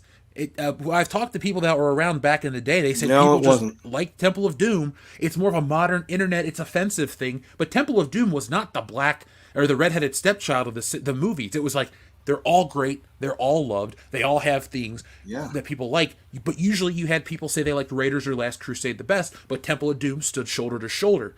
Kingdom of the Crystal Skull is the first time I watched an Indiana Jones movie and went, come on! I sat through the Star Wars sequel or prequel trilogy. And I didn't like episode 1 as a kid. I've come around to like it. 2 is still what it is, and I liked 3. But I watched Kingdom of the Crystal Skull, and I went, this feels like the Star Wars prequels are now Indiana Jones. And I just kind of, it looked fake. It looked over the top. I mean, I get it. You want over the top action, but it was also realistic action. That was a guy being dragged by a truck. That was a guy riding a horse. That was a dude jumping from the horse to the truck or falling off the truck. That's my favorite scene if you can't tell. I still watch that scene and I go, ooh, I lean in. That's the sign that I enjoy something. I lean in every time I watch that movie and I'm like, yeah, come on, Indy, jump to the truck. And then, the guy shoots him in the arm and he keeps punching the fucking wound. Like, ooh, that's gotta hurt. And he just tosses him out over the thing and the Mercedes logo bends. Every little bit keeps building. It's just a wonderful series of events. Nowadays, you don't even get that kind of threat. I understand that, Spider-Man's got superpowers, but you could, back in the old Sam Raimi ones, and I can't believe I have to I phrase them like that, the old Sam Raimi ones, but, when he fights Doc Ock, he gets his shit pushed in on the train, then he gets his shit pushed in at the warehouse down by the docks, he gets electrocuted, he gets beat up, he gets tossed around. I don't even see characters face threats anymore, especially, not to sound like that guy, but when you get these new female characters that come into the films, they don't even make them face adversity, which is the biggest problem because a hero is supposed to face adversity at every turn to make the conclusion that much more satisfying. Luke Skywalker didn't just randomly go, I want to be a Jedi. No, he had to lose his uncle and aunt. We had to watch him see Uncle Ben die, or Uncle Ben, Obi-Wan die. He had to lose his hand. Eventually, Vader had to die.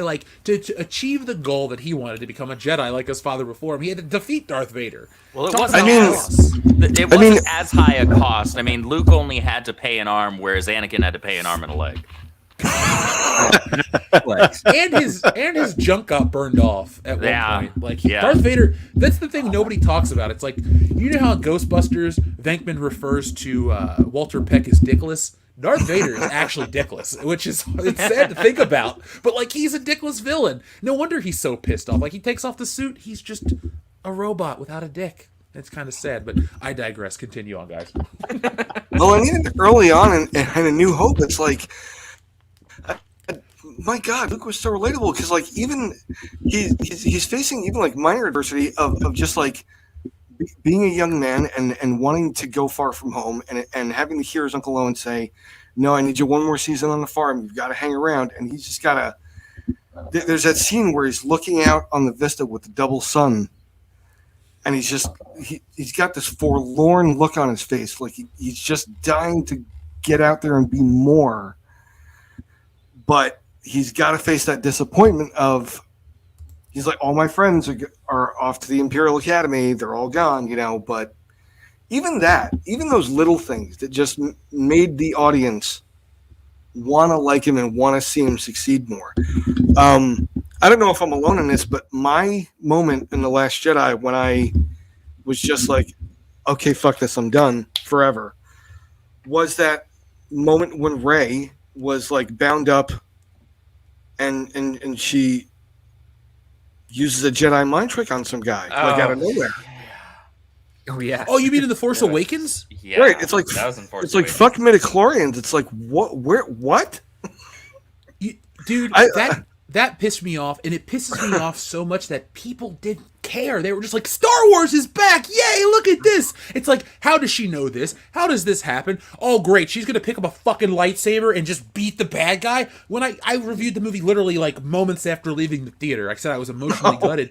But back then, I said to myself, what else is there for her to do? She completed Luke's arc in one movie that took 3. That really bothered me, because we're all writers here. You don't She make beat your first... Kylo in a lightsaber duel, if we can even call that garbage that Disney puts up there a lightsaber duel. None of them were good And- duels, and- dude.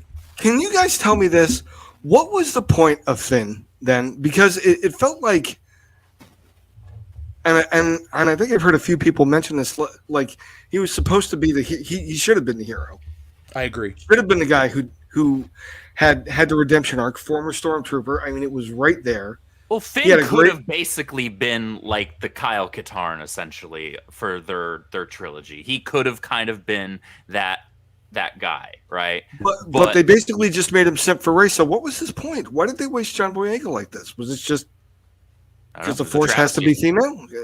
I mean, You know that's the truth behind it. I mean, look at Indy. Why did Phoebe Waller-Bridge have to be...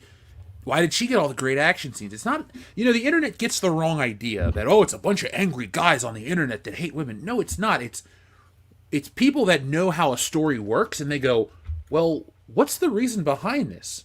And it's always confusing, because why Rey? Why Poob? Why all these characters? It really is just the Kathleen Kennedy insert of, well, we gotta make them great because, you know, I gotta right the wrongs of the past. No, the hell you don't. Think of your audience. Your audience is mostly guys. Now, look, I'm not gonna act like Star Wars. There are no female Star Wars fans. There's millions of them out there. You know, for example, we have them in the chat right now. We have them as YouTube friends, and you know, people that we've known our whole lives. So it's not like Star Wars doesn't appeal to women. It appeals to a certain type of person. And of course, in business, you want to expand your reach, but not at the expense of what's there. You know, Disney took the new Coke approach, except they didn't know how to fix it and create a Coca-Cola classic equivalent for Star Wars. It started out with The Mandalorian, and people were coming back, and then The Mandalorian got dumb. It got over... I don't know how you even explain what it became. It became a pilot for what's to come, and what came wasn't very good. what would that show have been without Baby Yoda? Like once he took the helmet off, it's like the Judge Dredd phenomenon. Once he took the helmet off and all the mystery was gone, and they're like, you know, rewriting his motivations, and all of a sudden he's like this tertiary character. As somebody who actually likes the kid, at least conceptually, and through, I'd say, most of the episodes, I will say that the show relied far too heavily on guest cameo characters in each episode, because they would set up the season with an episode, like an opening episode for the season, where Din kicks a bunch of ass, right? He does something super cool. I'm like, yeah, this is a Mandalorian. I'm here for this. And then for all the rest of the episodes, like, he needs help by whatever the character that's guesting in that episode is. And I don't have a problem with freaking, I don't know why I'm blanking right now. It's the other Mandalorian chick that's played. Bo-Katan? Yeah, but I don't have a problem with Bo-Katan at all. Like, there are people that are like, oh, why is she, you know, being such a badass? Because she's Bo freaking Katan. Okay, that's why. Like, you should know this. However, it bothers me when that's done with every character at the expense of Din, at the expense of literally the titular character of the show. Like, you give us this expectation that he's this Mandalorian badass, and then he constantly is needing a hand. And it's not that it's a problem. You know, sometimes we get by with a little help from our friends, no matter how much of a badass we are. But it seemed like it was every single time. And that got old. It did. And I don't dislike, I call him Baby Yoda just because it's what I called him in the beginning. I hated when they named him Grogu. I'm like, really? That's just a whatever name. But I didn't mind the idea. I don't mind the every once in a while, you know, him doing what he does. It's like you said, it's the cameos and the other things. And they finally created a character that I enjoyed. Mandalorian's awesome. He's a great design. He's just kind of a stoic dude in a helmet. And sometimes that's all you need. Let's be honest with ourselves for a moment. Some of the best Star Wars characters aren't the deepest ones. Like, they went on to add depth to Darth Vader, so we're going to take him out of the equation. But, like, Boba Fett, up until they kind of ruined his character, he was just a dude in a helmet. He's cool, though. And unless that's all you need. Yeah, unless you've read the comics and the EU novels, then all you have to go on with Boba Fett is like 3 lines and a death cry. Okay, and he's got some cool armor. And you know, for a character like that, especially a bounty hunter type character, mystery helps it. You want that. So, of course, the first thing Disney had to do was just strip all that away and then make him dependent on other people. Well, that's the Disney way, man. It's you neuter him a little bit, or a lot in the case of Mandalorian. Everybody gets neutered. And somebody pointed out on Twitter a couple of days ago that like, and I think I've seen some guys reference it in the chat here. Hey, chat. That like, there's been like 5 franchises where there's been a brunette female Mary Sue inserted, just like Kathleen Kennedy. Mm-hmm. It's like what she wishes to be. It's always a brunette white woman who just can do everything. Except for the most recently, who is the least attractive of all of the brunette white women that have been inserted to do everything. Oh my God! Phoebe Waller-Bridge is a butterface if ever there was one. You tell me you don't have like a body. I'll be fully transparent. The only Indiana Jones figure I refused to pre-order was her. I don't care if that makes me sound like a sexist. I didn't get Voller either because fuck that movie. But it's like, I was like, I'm going to do this because I love Indiana Jones, and this is it. This is literally the end of it. I'm a big collector. I can live with a Dial of Destiny old man Indiana Jones, but I'll never pick up Phoebe Waller-Bridge. Like, I think she's going to be the next Rose Tico. As I've gone out to the stores already, she's readily available. Indiana Jones is not anymore. He's harder to find, but it's Jyn Erso, it's Rey, it's her, it's whatchamacallit from Amelia Clark's character. Oh, right, Kira, in Solo. Yeah. Well, here's the other thing. It's technically Gina Carano because she is a brunette, but she's also a beast and a fighter. Yeah. But the thing is, like, when she debuted, a lot of people were very averse to her, and it wasn't until the next episode that she was in that people kind of got in on what was happening here. Like, this is not the same model that we're seeing from all the others. Mm-hmm. It helps that she was an actual genuine badass. As opposed to, oh, look, I'm a stick figure who can beat up guys who are literally 4 times my size. No, Gina Carano's built like a frickin' Hauser. Like, well, that was the thing with Princess Leia, too. Like, let's go back to the original Star Wars for just a quick second. She was cool, but she didn't get into physical fights or do all this crazy shit. She, like, picked up a gun and could shoot. Thank you. And that was it. Everybody, you got to treat... The way I look at, we'll use the X-Men or any kind of ensemble pieces, they're all a whole, but they're not the same piece. They're all different.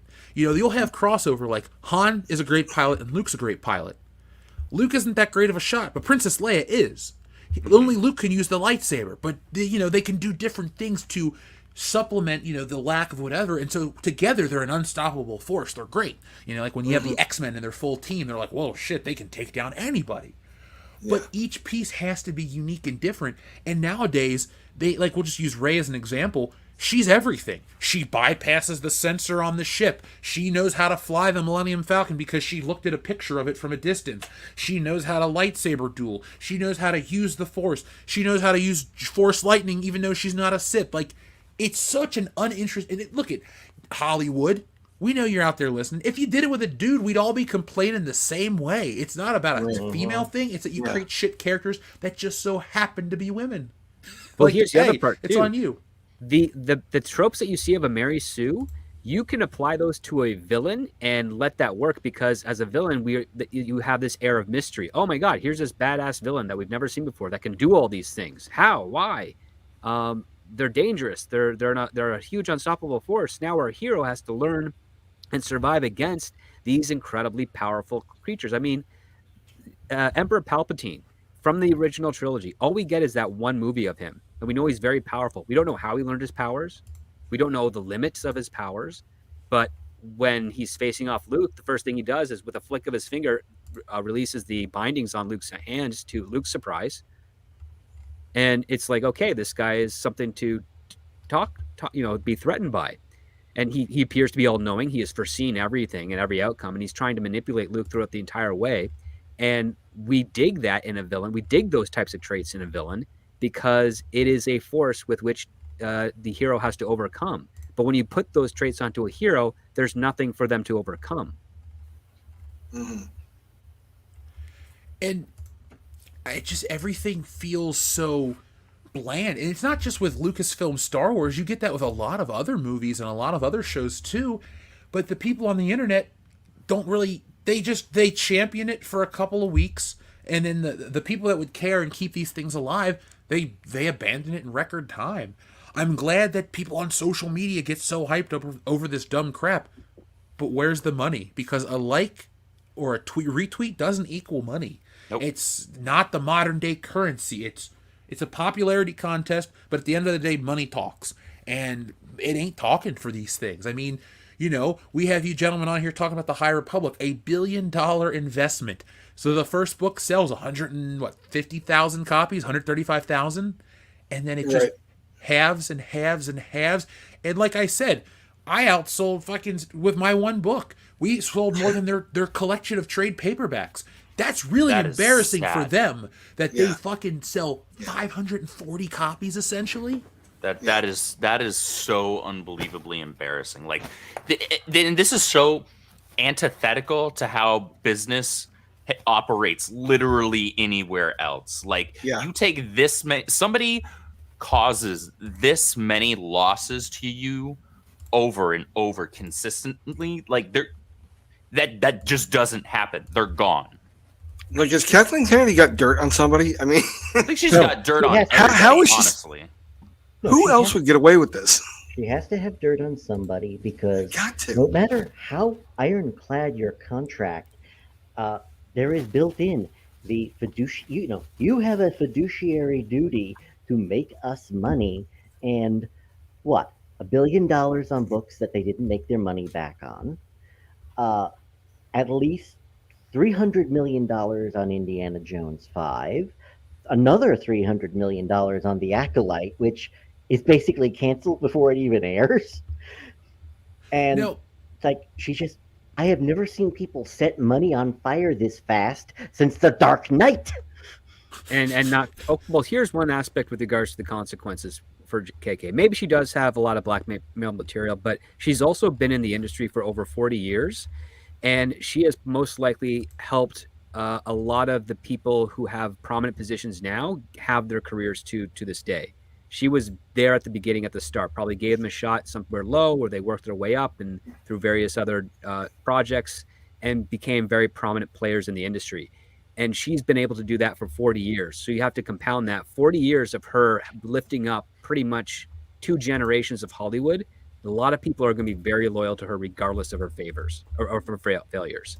And that's one other thing that's going to keep her in there as well. It doesn't even matter if she has dirt on them or not. It's like, Kathleen Kennedy gave me my start, and now I'm the vice president at this studio. It would be so terrible for me to have to go in there and fire her because she did this, because without her, I wouldn't be here. And those are types of relationships that actually keep Hollywood together. So Right let now, me it's ask gonna you take 'em guys. out. So let me ask you guys, how long do you think this goes on for? It goes on. Where do you for, think this road ends? Does it end? Well, no, because right now, whoever replaces Kennedy is going to be within the same perspective as Kennedy. Um, at best, the only way this would ever end is if somehow the entire Disney board gets replaced with new people and they just start firing left, right, and center, and reorganizing the companies from the ground up and building new infrastructures. Or Because there's so many people that are going to be left behind from the previous regime, and they're going to continue things as they were, and maybe nudge in one direction here and there, but it'll still be in a poor output. Or Disney decides, crap, we have overextended because, let's face it, they've kind of overextended just a little bit because their parks are having problems, their movies are having problems. At what point do they have to start selling off pieces of what they own? Because they've overexpended a lot to the point of, so have you paid back all these bank loans yet? Because right now they're in a situation where, last time I heard, they have liquid assets around 20 million, 200 million, move a zero somewhere. And they have one of their most profitable enterprises is Hulu. And the other owner of Hulu is Comcast, and they're talking about, hi, we would like you to buy us out now, and our asking price is in the billions with a B.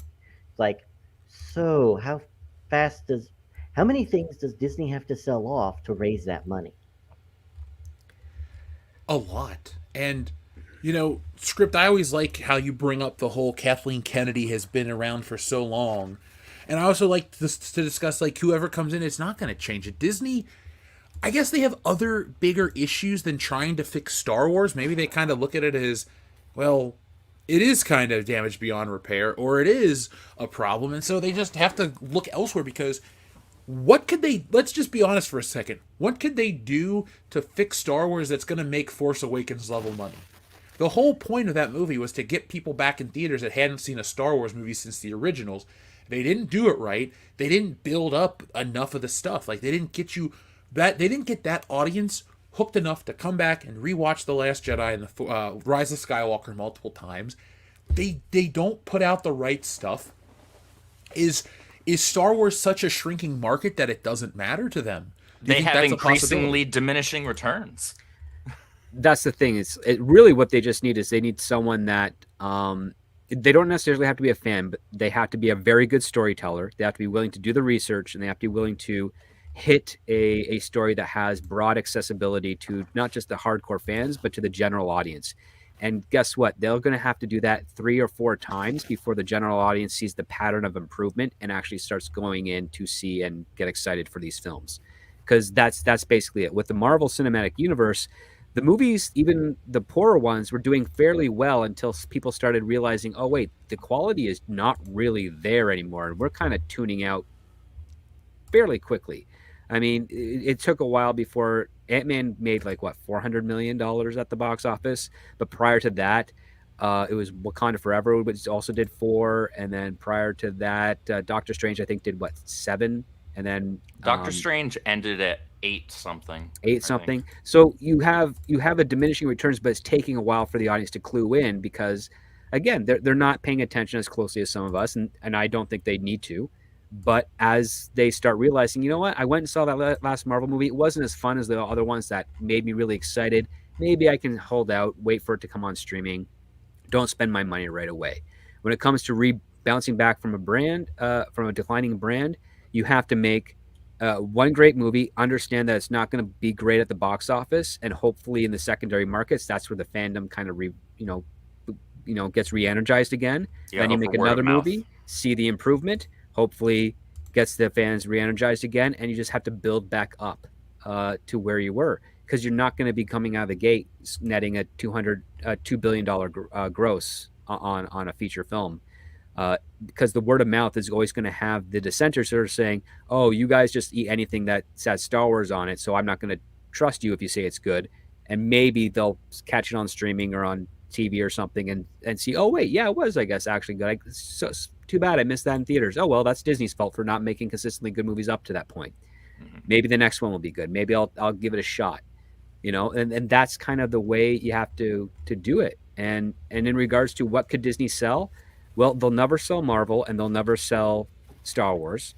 They've put too much money in it, and they've also integrated both of them pretty heavily in their brand to the point where they can't possibly separate it without billions of dollars in legal fees, I would imagine, and trade-offs.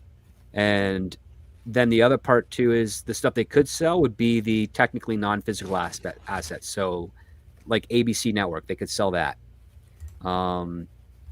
They could sell a bunch of their subsidiaries, their smaller aspects of it. They could probably sell interest into Buena Vista, which is their distribution company.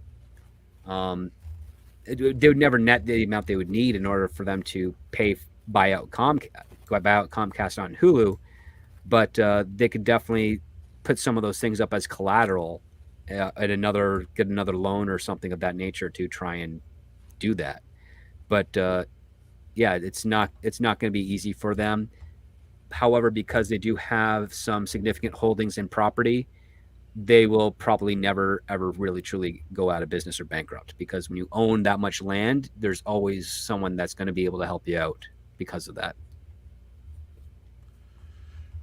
I mean, I think I'm just reading the chat. Sorry if I sound distracted, but it sounds like they're going to have to make some move, and some people in the chat are saying that they would come back. I'm always interested as an observer with everything that Disney currently does. Almost as like I said, the Joker. I'm just watching as an agent of chaos. I want to see how bad it can get, where it can go. When your brand is just full of unliked things, you're going to be kind of stuck. And that's where they are now. I don't ever foresee them reaching the same heights with the Marvel brand. And Star Wars is just a TV streaming brand at this point. I mean, we've all seen the Ahsoka trailer. Is anybody going to sign up for Disney Plus tomorrow to watch that show or whenever it drops? Like, No. I think I got nothing against Rosario Dawson. I think she plays a very good Ahsoka. Even though they got her Leku wrong. And I think that there's a potential for there to be some quality in there, but not enough for me to give a shit. They haven't earned that. They're not going to get my money for it. No, I think they're appealing to the audience that's too young to want to buy Star Wars stuff anymore. So this Ahsoka show, I'm not saying it's going to flop or fail or anything like that, but I do think it's going to be interesting how a large contingent of the Star Wars fan base will be very opposed to it because of the changes to Thrawn. Because everybody, we understand that the EU's not canon anymore, but my God, people are still going to be like, well, that's not the Thrawn trilogy I remember. And those people's opinions are valid. We got to remember that for decades, even though the EU wasn't the one-to-one canon like the movies, for decades it was Star Wars, and it was there. It was part of the lore, and people are attached to this stuff. I foresee this show drawing a lot of ire from the fan base to the point where, it might not be even valuable to make a second or third season to Ahsoka. Have they announced anything outside of the one season, kind of like how Obi-Wan was a one-and-done deal? Or am I late to the party with the Ahsoka? Not that I'm aware of yet, no. They haven't made any announcements about further seasons. So far, they haven't even announced if this is supposed to be one and done. But I remember, like a few years ago, back when Ahsoka came in to The Mandalorian, they were talking about, especially when Pedro Pascal started making problems with, hey, he wants to take his helmet off more often. When he started making noises like that, they were going, oh yeah, we're thinking moving away from The Mandalorian so that Ahsoka can lead the entire Mandoverse. I have no idea if that was a leak in order for contract negotiations and to make Pedro sit down and shut up, or if that's something they generally wanted to do because this is Filoni's toy and he wants to play with his toys and the characters he created. So, 50-50. If there's one thing we know Filoni likes to play with, it's Ahsoka. And turn every female character into a Jedi, apparently. Yeah. Yeah, when it was, Sabine is now playing with a lightsaber. It's like, wait, what? Since when? Did I miss something in the At last what season? point does Order 66 still matter? It hasn't in a while, my friend. Yeah. Now, if I were being fair, I would say on the one hand, out of 10 or 20,000 Jedi Knights, having a dozen or two walk away isn't statistically significant. On the other hand, they are literally resurrecting characters we saw get killed on screen. It's like, who needs this crap? Not I. I don't. Yeah. I thought they did Ahsoka right when when she like walked away and that was it, and you're like, okay, well she'll die someday. Like really, I thought they did it right when she gets killed by Vader. That's the is way that to what do happened? Is that what That's- happened that's in the one way of the to do it. shows? Then yes, it happened. And in, then like, Filoni Rebels. invented time travel in Uh-huh. Star Wars for the express sole purpose to resurrect the one contribution that he made to the franchise. Which is also a very poor contribution and violates the ethics with regards to the Jedi. And then the other part too is when he defined Ahsoka in those series, she was kind of outspoken and brash, and now Rosario Dawson is playing her like a solemn, soft, controlled, Jedi, some sort of type of Jedi thing. She doesn't feel like she has the personality of what she was prior. That's why. Okay, I couldn't. Thanks, script. I could never place my finger on why she felt different because I know a lot of people are like Ahsoka sucked in the first season of the Clone Wars. I was fine. She's with her. obnoxious in hell in the first season of the Clone Wars. She is, in but my I was opinion. I was fine with her because I really didn't like the prequels before the Clone Wars came out. I lived through them all. I'm not going to tell everyone, oh, they were great, just misunderstood. And I was 10 years old. I was the prime audience for that shit when it came out. And even I was like, this is stupid. I didn't like Anakin or Jar Jar. Any of the things people complained about, I didn't go on the internet. I just didn't watch Star Wars for a couple years because of that. And so I went into willingly to watch the Clone Wars, and I was fine with her, and I ended up liking her quite a bit by the end. She has of an it. arc. Yeah, She does grow as a character, at the very least. Yeah, and she was originally there so that she was supposed to be killed off, but oh wait, people actually like her. Crap, now we have to get rid of her somewhere else. And some other method. Couldn't it have not been such a stupid method? I mean, Star Wars and time travel they don't go hand in hand. It was the thing that appealed to me about Star Wars was, yes, it was space fantasy. It was, all this wonderful stuff, but like it was still, I want to say realistic, but it still had an edge of like relatability compared to other things. It's like, oh, in this time, a long time ago, they fight with guns that kind of look like ours. Their spaceships kind of look like airplanes. Like there's just this stuff, and there's only so much I can buy into with Star Wars. They don't ever have like, they don't warp in Star Wars like they do in Star Trek. They don't do certain things, and I think like time travel is just one of those things that doesn't fit with it. Well, now was it proper time travel or was it like space between spaces type of thing? It's a dangerous form of time travel in the sense that they can go back to before Palpatine learned the Force and teach him to be a normal Jedi and have him never become evil. And you essentially erase everything that comes as a result of that. That is how dangerous time travel is with regards to this type of storytelling and why you should never do it. And now it's there. And which means one day someone can actually have a story where they find the access to this point, go back, save Anakin from turning to the dark side, save the old Republic, Luke and Leia grow up with their parents, and the entire Empire thing never happened, which means that all those movies never happened in the new canon because of the world between worlds. How long do you think until they do that? If Filoni gets control of Star Wars, maybe becoming a president of Lucasfilm or a co-counsel with it, I give it 10, 15 years. Do you think there's going to be that much interest in the brand that it can last another 15 years to get there? There might be enough with regards to a niche audience that just will chew up anything Star Wars, but not in a massive form. I hope they go that route, and I hope they piss off the remaining people, and they're like, "That's it, we're done with Star Wars forever," and then they can't do anything with it.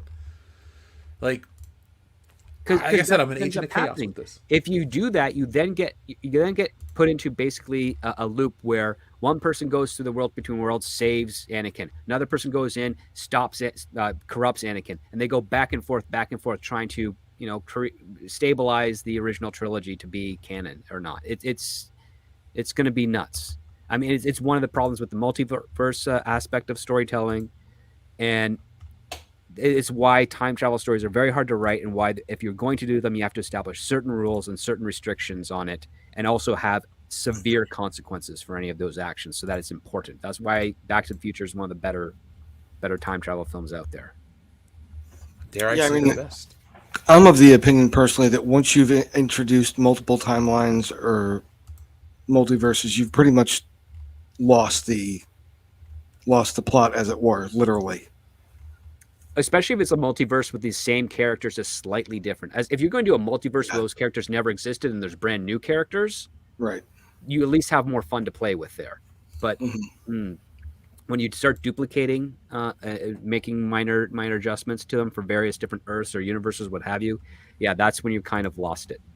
I mean, at that point, nothing matters, right? I mean, exactly. Yeah. What happens when, like, I know this is an odd question to ask, but let's talk about the future, not for Star Wars, just for people in general. Let's say the entire generation of people that grew up on this multiverse stuff.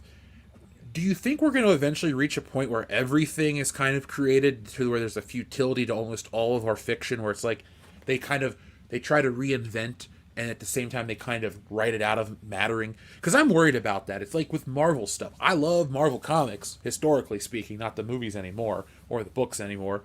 But like once they do enough of this retconning to write these things out of existence, it just personally it sours me.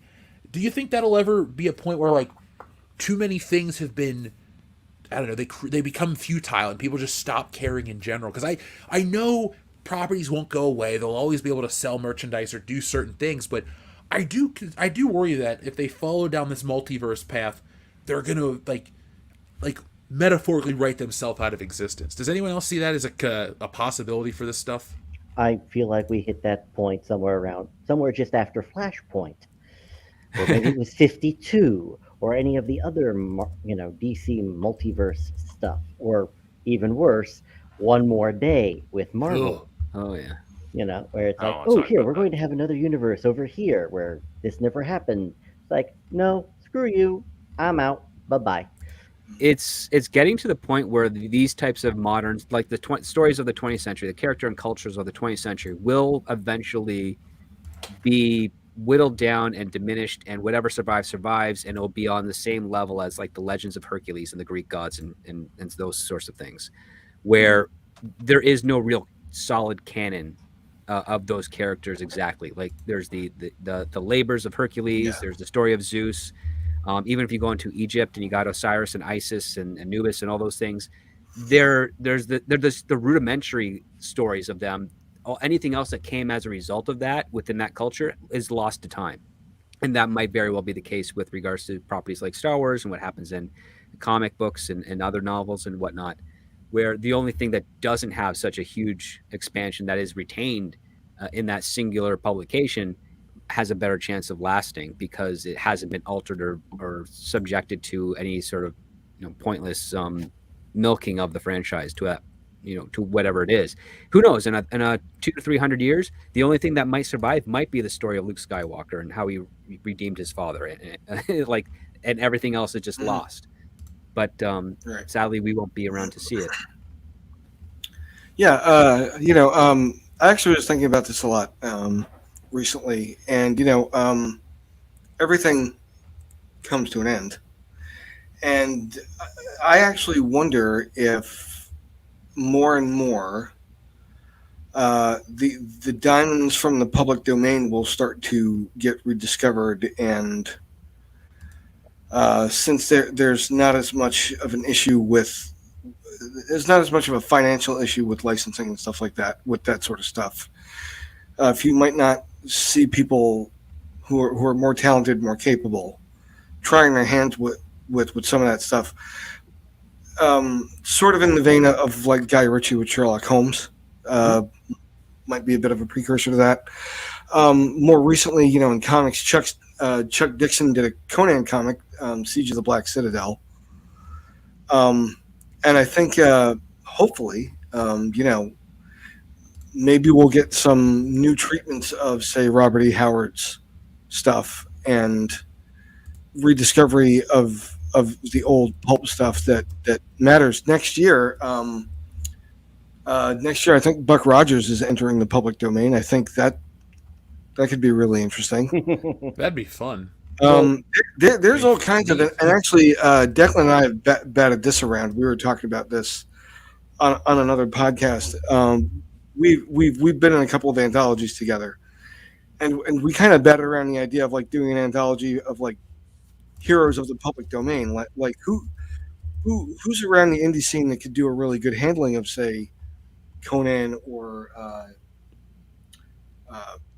Karnaki or name it. I mean, I think in some way the past will be the future.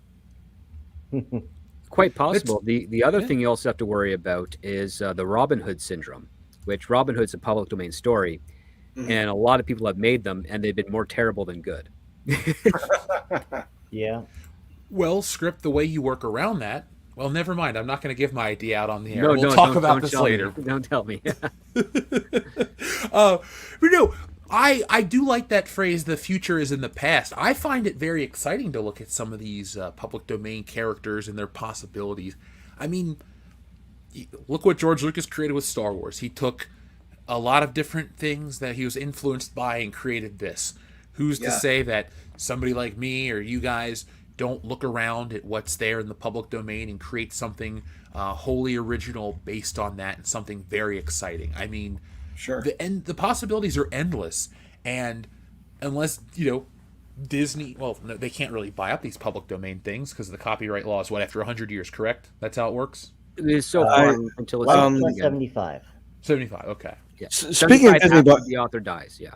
Speaking of Disney, by the way, next year also Mickey Mouse enters the public domain. Oh, really? Well, I think the Mickey Mouse from Steamboat Willie specifically, or the one prior to that. Yeah. Yes, it was. It was the original iteration. It's not actually the version we. Yeah. Well, here comes the Triple X parody, because that's going to make money. Disney is still in court right now as we speak, trying to get that extended so that they can retain it. And they're the reasons why it's been up to 75 years after the author passes until it goes into public domain.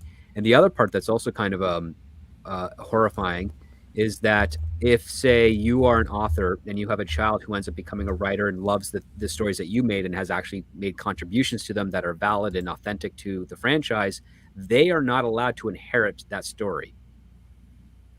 So...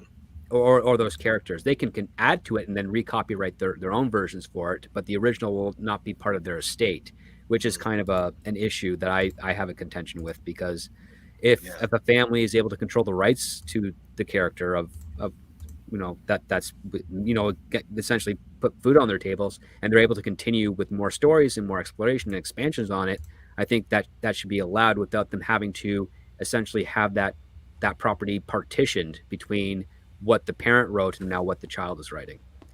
I think there should be some continuity to that in there, and that it should be optioned to be something as held by the estate, because here's the other aspect to it, is sometimes the estate can protect that IP from falling into the hands of those that would do it wrong, as what we've seen recently with the Rings of Power, with Star Wars, with Indiana Jones, with Willow, with Star Trek especially. Like all those things, they're licensed out, and some of the people are not the best stewards for them, and we get the people that built those franchises, that put money into them because they've found them valid and loved what they did to entertain them, are now being kind of regretting that investment. Maybe you guys know more about this than me.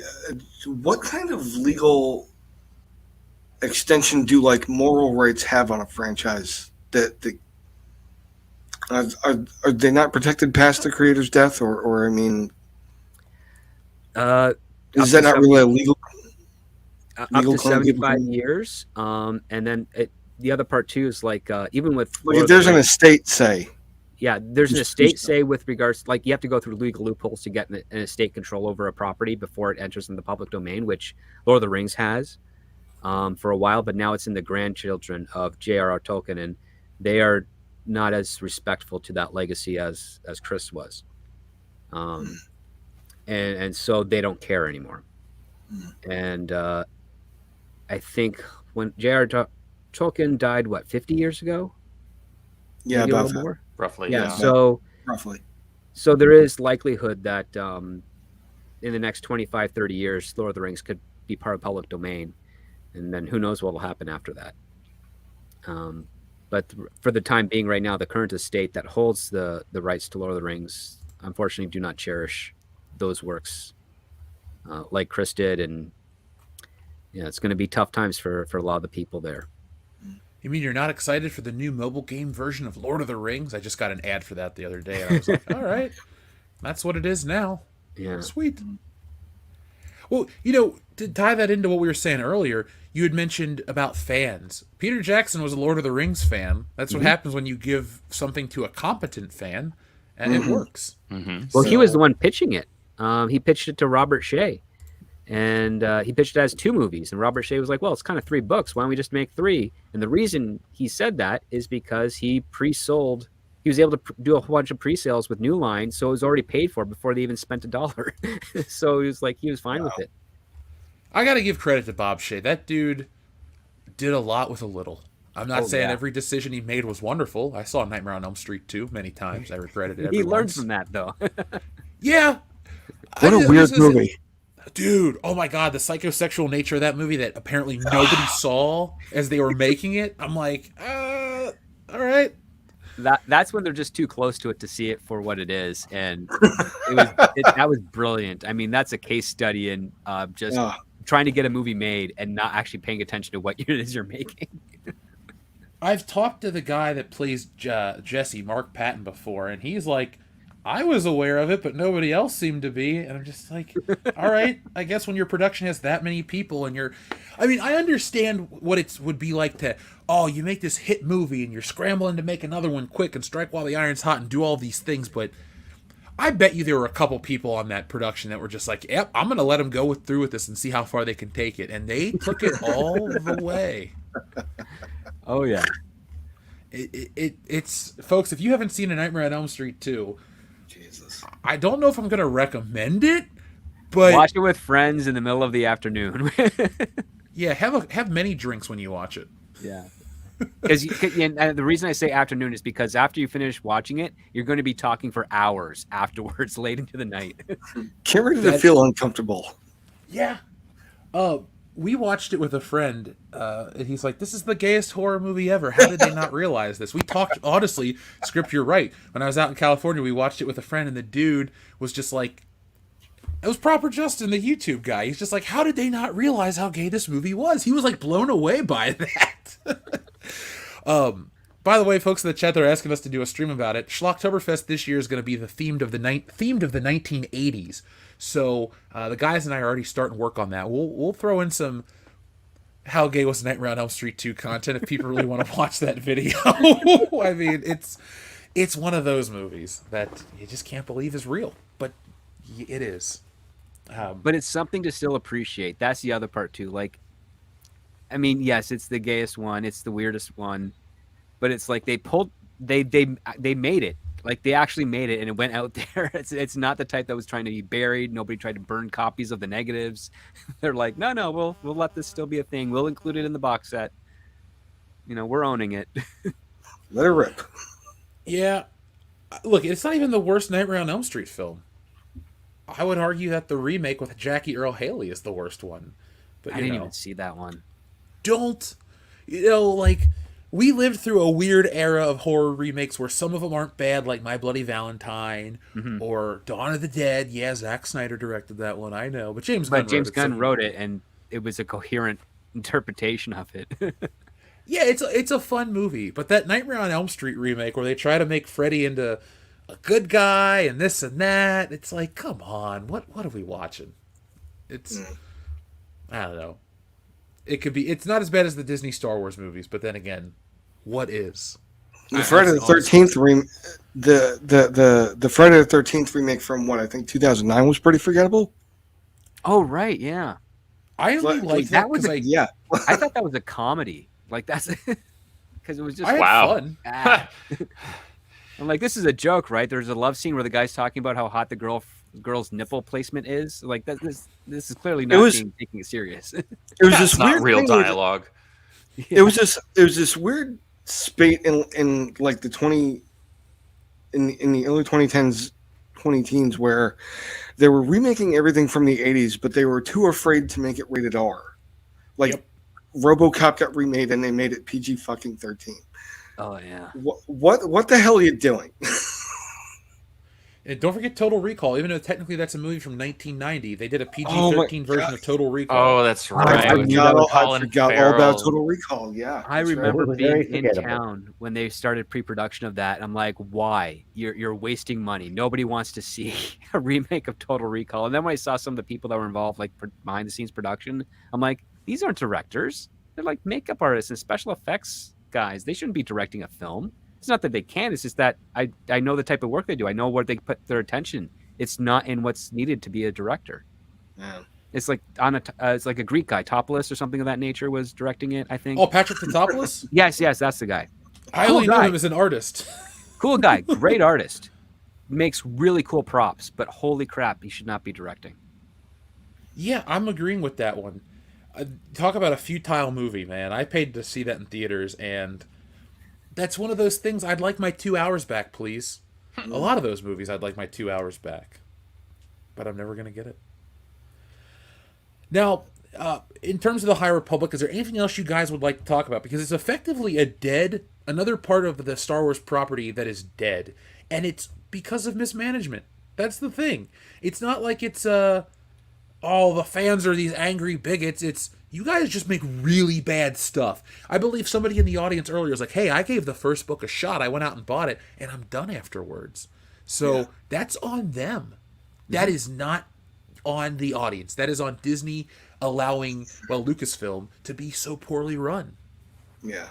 Yeah, and notice they got no big names for the High Republic. You know, you can't find an Anderson, a Stackpole. You can find Zahn, but only, it's like, hi, we need money. Let's get Thrawn back. Timothy Zahn's not busy, right? And he does 6 Thrawn books. So it's insane, and they seem to be the only one that break 100,000 after the first High Republic. And by high, I think they're on marijuana or maybe coke. And also the first play break 100 after, I call him Chuck Wendigo, because I've never seen anybody destroy a fan base so fast. But And then he goes and sues Internet Archive. Way to go, Chuck. Well done. Wait, he sued the Internet Archive over what? Do you remember I missed that? No, I just remember him talking about eating a shit-covered boot and being like a douchebag. During lockdown, I'm sorry, Declan, I don't mean to butt Go in ahead. here. It's Go ahead. really quick. He apparently was incensed that Internet Archive was allowing people to borrow his books for free when everybody was locked inside their houses. He apparently sued them to make sure that they couldn't do that anymore. Everybody fucking hated it.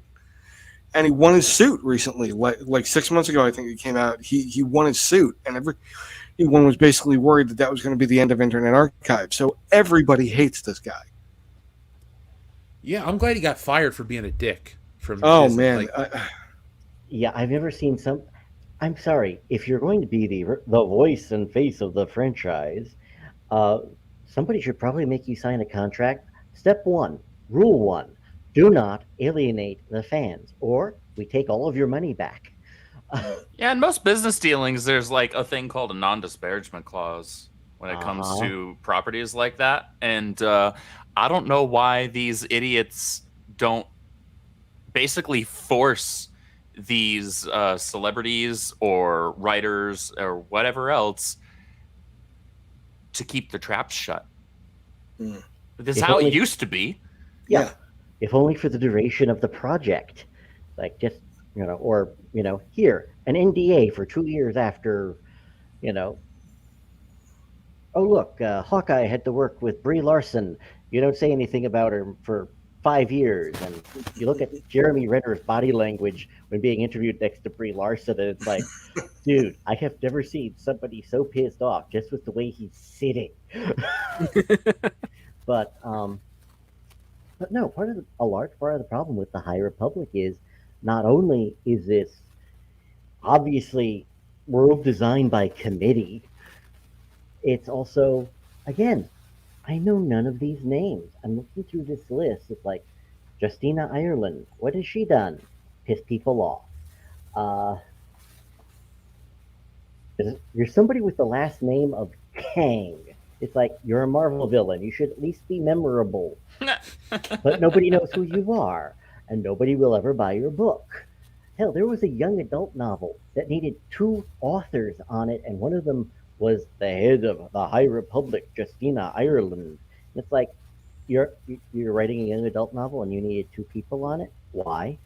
But it just, they didn't invest in talent, and they thought a $1 billion ad campaign would save them. And I'm sorry, am I sheltered? Am I living in an isolation bubble for the last 3 years? Have any of the 5 of us seen an ad or a commercial for the High Republic books? Not since their original announcement, no. Yeah. Yeah, so where did the $1 billion of ad revenue go? I mean, maybe it's a Ponzi scheme. Maybe it's I don't know. Money laundering. There's lots of moving around over there. Maybe that $1 billion was used to cover any losses from any other projects. Because, well, here's the other part too, especially with regards to High Republic and publishing.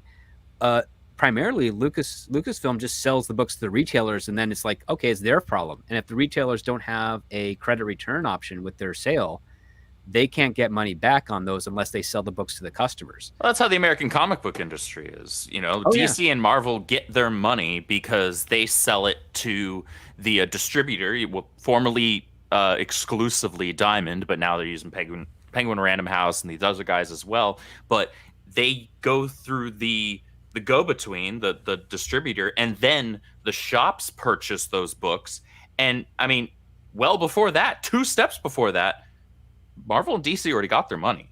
Yep. It doesn't matter if 98% of those books rot on the local comic shop shelves and they eventually have to toss them into the dollar bin. That's the best place to get these books for actually, they're not even worth $1 to me, man. I'll be honest. Yeah. I don't want to take the time to read the damn things. Yeah. Nobody does. The people on Twitter that claim that they're fans of these books don't even do that. They just pirate them. Yeah. Look, I'll be honest. If I read a modern Marvel book, I read it online for free. I'm not going to spend the money on it. Now, I don't do that for independent stuff. I will buy, like, I bought countless indie books from a lot of, YouTube creators to support them. Hell, I didn't even read half of them. I just wanted to support what they're doing because they helped us out, or I just believed in what they're doing. But, like, other than that, man, I cannot spend my money on Marvel books or DC books. They're not worth it. Maybe a classic reprint of, like, Dark Knight Returns or one of these nicer, like, I bought an omnibus. Yeah. Yeah, I love, the omnibus, or omnibuy, I guess, or the plural form. I love those things. Like, I want to get the Ditko one and the Todd McFarlane one just to have because they look cool. But yeah, it's funny how that goes, and they have chosen the wrong audience. It's the older audience that will go out and buy the physical things, but nope, they got to do it the way they have to do it, and they don't get support from anyone. Nope. And let's face it, they've dug their own grave, and they have burned so much goodwill that there are people who I have seen people online who will disparage Timothy Zahn, not because, and they will disparage his writing because, he dares to write for the mouse. It's like, guys, he's being paid. He's getting money. I know I've met Timothy Zahn, perfectly nice guy. I don't see why anybody should throw rocks at him because, he's getting paid. It's kind of the point of, having a job. Yeah, maybe he wants to put food on his table. Crazy concept. Screw him, know, right? For insane, food. right? Oh, Oh yeah, to hell with that guy. Mm-hmm. But yeah, these guys have burned so much goodwill. It's like you even, it's now guilt by association with the Holy Rodent Empire. I like that name. Thank you. I'm sure I stole it from somebody. Just don't ask me who at this point. All the great things are borrowed. Amen. But yeah, and they burn so much goodwill. It is mind-boggling to really contemplate it.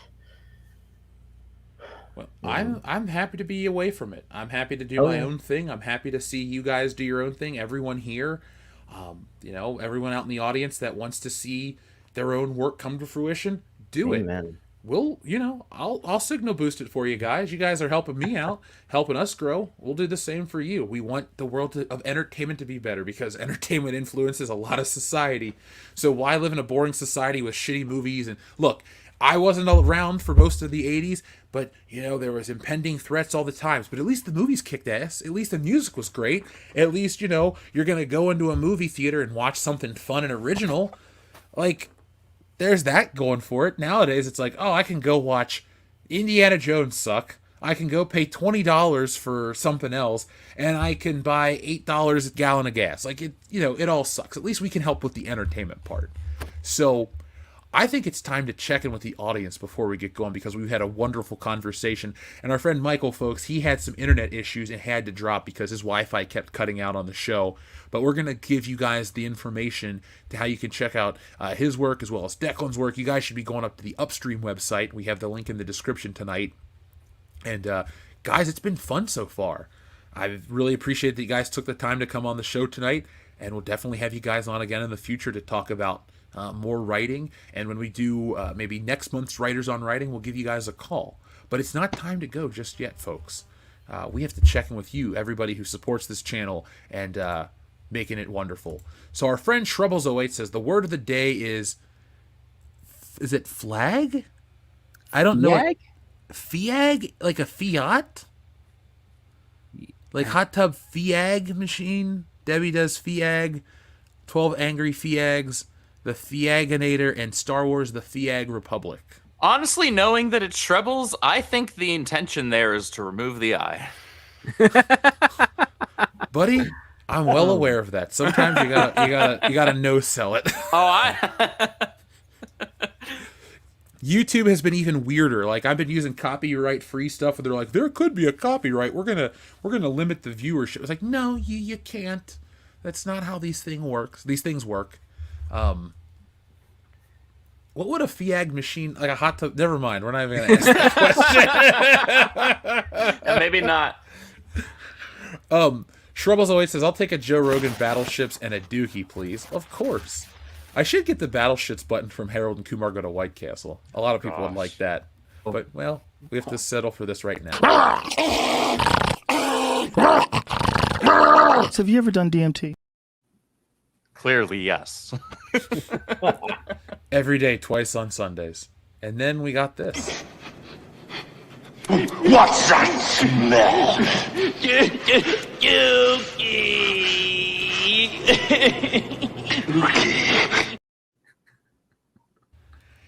Isn't it sad that we live in a world where Hulk Hogan's movie No Holds Barred is better written than a lot of mainstream stuff today? And also, when his delivery of that Dookie line is pure gold. Yes. I mean, even in the scene where he's doing an homage to "It Happened One Night" when he's putting up the sheet between the bed there. Mm-hmm. Even like the way he does it and the banter that's going between him and the girl, it's like, wow, this is way better than it should be for a very, very silly movie about underground wrestling. Yeah, I want to say they tried. I've seen the movie a handful of times, maybe like 10. I guess that's too many for a handful at this point. I like wrestling. I'm not embarrassed to say it. I like Hulk Hogan, but I don't own No Holds Barred on DVD. I have a line. I have a limit. I haven't crossed it yet, but, I don't own any Hulk Hogan film. If I get one, I got to get the entire collection, including Three Ninjas Kickback, High Noon at Mega Mountain. Like, I'm going to get them all, folks, so don't let me. I don't even own a copy of Rocky 3. You have Suburban Commando, right? Because of Christopher Lloyd. He was frozen today. You know, I talk about wanting to get a film reel of Beverly Hills Cop. I'm lying. What I really want to do is own an actual film reel of Suburban Commando. It's a dream of mine since childhood. God damn, that Hulk Hogan paved the way for guys like The Rock, John Cena, and Batista. But, you know, I always will respect Hulk Hogan. That's the thing. He's a real American. I'm thankful for that guy. Also, our friend Darian217, who I'm also thankful for, says, we'll always have the Ram Jamaram here on WCBS. And, well, you said it. Jamaram! So I had to press it. Trace with a super sticker. Thank you very much, Trace. We greatly appreciate that. Trace XL, what a great evolution of the name, says, and first off, thank you for your very generous super chat. He says, a brand name and the desire for more content after a fight will get attention, but the reason that works is the dedication and works that went into making that brand in the first place. Cut corners, you cut sales. Mm-hmm. I agree with that. Like Miyamoto says, a game is delayed, but a bad game is forever. And like with my own stuff. I may delay stuff to get it done the right way, but I'll never cut corners on it because once it's out in the real world, it's out in the real world, and that's what it is. So, you and I actually had that discussion a couple weeks ago when I said I was working with something. I was like, I can't cut corners on this, and I can't really, I got to talk to the guy and fix certain things, and we've discussed what happened with the aftermath of that, but I live like that. That's something I will live and die by. It's got to be done the right way, because you can't fix a first impression. Once it's done, it's done. It always bothers me. Well, the video game industry used to be that way. Like there wasn't any of this day one patch that's half the size of the dang install of the game to fix all the crap that they didn't bother to quality control test in beta. It was just you put your game out and it either worked or it was busted, and it was forever tarnished. You mean you don't like your 50 gigabyte updates on day one? Unless they're giving me free extra content in that. No. There's no such thing as free content in today's modern world. Not usually, no. I mean, Rockstar dropped the ball with that GTA remaster a couple years, or was it 2 years ago now? Yeah. That was terrible. I almost paid for that. Almost, though, being the operative word there. Modalicious says, hits blunt? Bruh. What if this is how we get to a good Turok movie? I would watch a Turok Dinosaur Hunter movie. I played the game as a kid. Yeah. I would do that, though. I think I'd be more interested in a Dino Crisis, personally. But that might just be because of the hot redhead. Yeah, I'm all about, hot women in action movies, so... And dinosaurs. I like dinosaurs. I mean, we've only had Bryce Dallas Howard as an attractive redhead fighting dinosaurs, and she didn't really fight. She just kind of ran around and didn't do much, but... If the movie was made 20 years ago, would you want Mila Jovovich to be in your Dino Crisis movie? I would have actually bought that. I would have been okay with that. Yeah, she's not a good actress, but she definitely sells the parts that she's supposed to be playing. She sells the action, yes. I have to use a little bit of, kind of remove myself from reality, kind of, because she's skinny as a twig. But she looks cool when she's doing it. So, except for Ultraviolet, I keep falling asleep. I don't know if I ever managed to finish that one either, to be honest. Yeah, I know. I remember I rented it because I got a free rental from Blockbuster, and it's like, okay, well, we'll give it a shot. Turn it on, and as soon as she jumps onto a motorcycle, the next thing I know, I'm looking at the closing credits, and I had been asleep for the next 90 minutes. I think I still have the issue. I can't determine what's Ultraviolet and what's Eon Flux the movie. It's just like the most I know they're different actresses, but they're the most like interchangeable. They came out during the same era. Like, you could fool me. You could definitely fool me if you're just like, oh yeah, they're both in this movie. It's called something else. I'd buy that. the joke, not the actual movie, because I don't know, man. Like, I can talk about, being a little nostalgic for these types of hot chick action movies, but they mostly sucked. Like, they weren't a waste of time completely. Salt was pretty good. I liked Salt. Yeah, well, Salt was originally supposed to be a man, but Angelina Jolie got the script and wanted to do it, and so they rewrote it for a woman. I have yet to see that movie. I don't have anything against Angelina Jolie outside of her work in the Eternals, which I know everyone's excited for Eternals 2 that we tweeted about yesterday. I try to not remember that. Instead, I like to think of her as Lara Croft. Oh yeah, because I was a young boy when those movies came out. You were a young warthog. Look, I remember how good she looked playing Lara Croft. I remember. It's weird how like a video game character was so popular back then. Like, Fortnite and all these games are huge and make billions of dollars, but you don't remember how popular Lara Croft was. She was on the cover of magazines. I think she was even on like some, not Sports Illustrated swimsuit magazine, but one of these like I don't know. She was on some Sports Illustrated type of magazine. I was like, really? Lara Croft is on that? All right, she's everywhere. Yep. Maybe one day we'll get the Turok movie that's on the cover of Better Homes and Gardens. I know that would be exciting for me. I would say on the cover of National Geographic, but they're getting their freaking clock cleaned. Wait, are they going away? They had to do a crap ton of layoffs just recently, if I'm remembering correctly, just like a couple of weeks ago. I am late to the party. The only thing I've seen about publication altering is the New York Times is getting rid of their sports section, and they're becoming like Sportster or some other third party is going to do all their coverage. Like, I guess that's good for the sports industry. I don't know. I'm not a big sports fan, so I don't know what matters. I don't even really give a shit, to be completely honest. The Ministry of Wrongthink says, so we probably won't get to see Dwayne Johnson cast in the High Republic movie to play himself as Geode. Damn! Can you smell what Geode is cooking? Joe Brody, you have 5 seconds. And Geode means 5 seconds to go into hyperspace. Like, to be honest, I would watch any movie where The Rock just does his wrestling promos in like a science fiction setting. It would be great. I would pay money to see that. I would actually rather have it be a Star Trek movie. Like, get that Tarantino script and just have The Rock play his character from, what was it, Deep Space Nine? He was in Voyager. Voyager. Yeah. That would be great. Yes, he got Shut the your body mouth, slam. Klingon. Wait, Jerry he was in Ryan. Voyager? Yeah, he Got the fought body 7 of slam. 9. Yeah, got the body slam, Jerry Ryan. No so. shit. Y'all just sold me on watching an episode of Star Trek. One episode.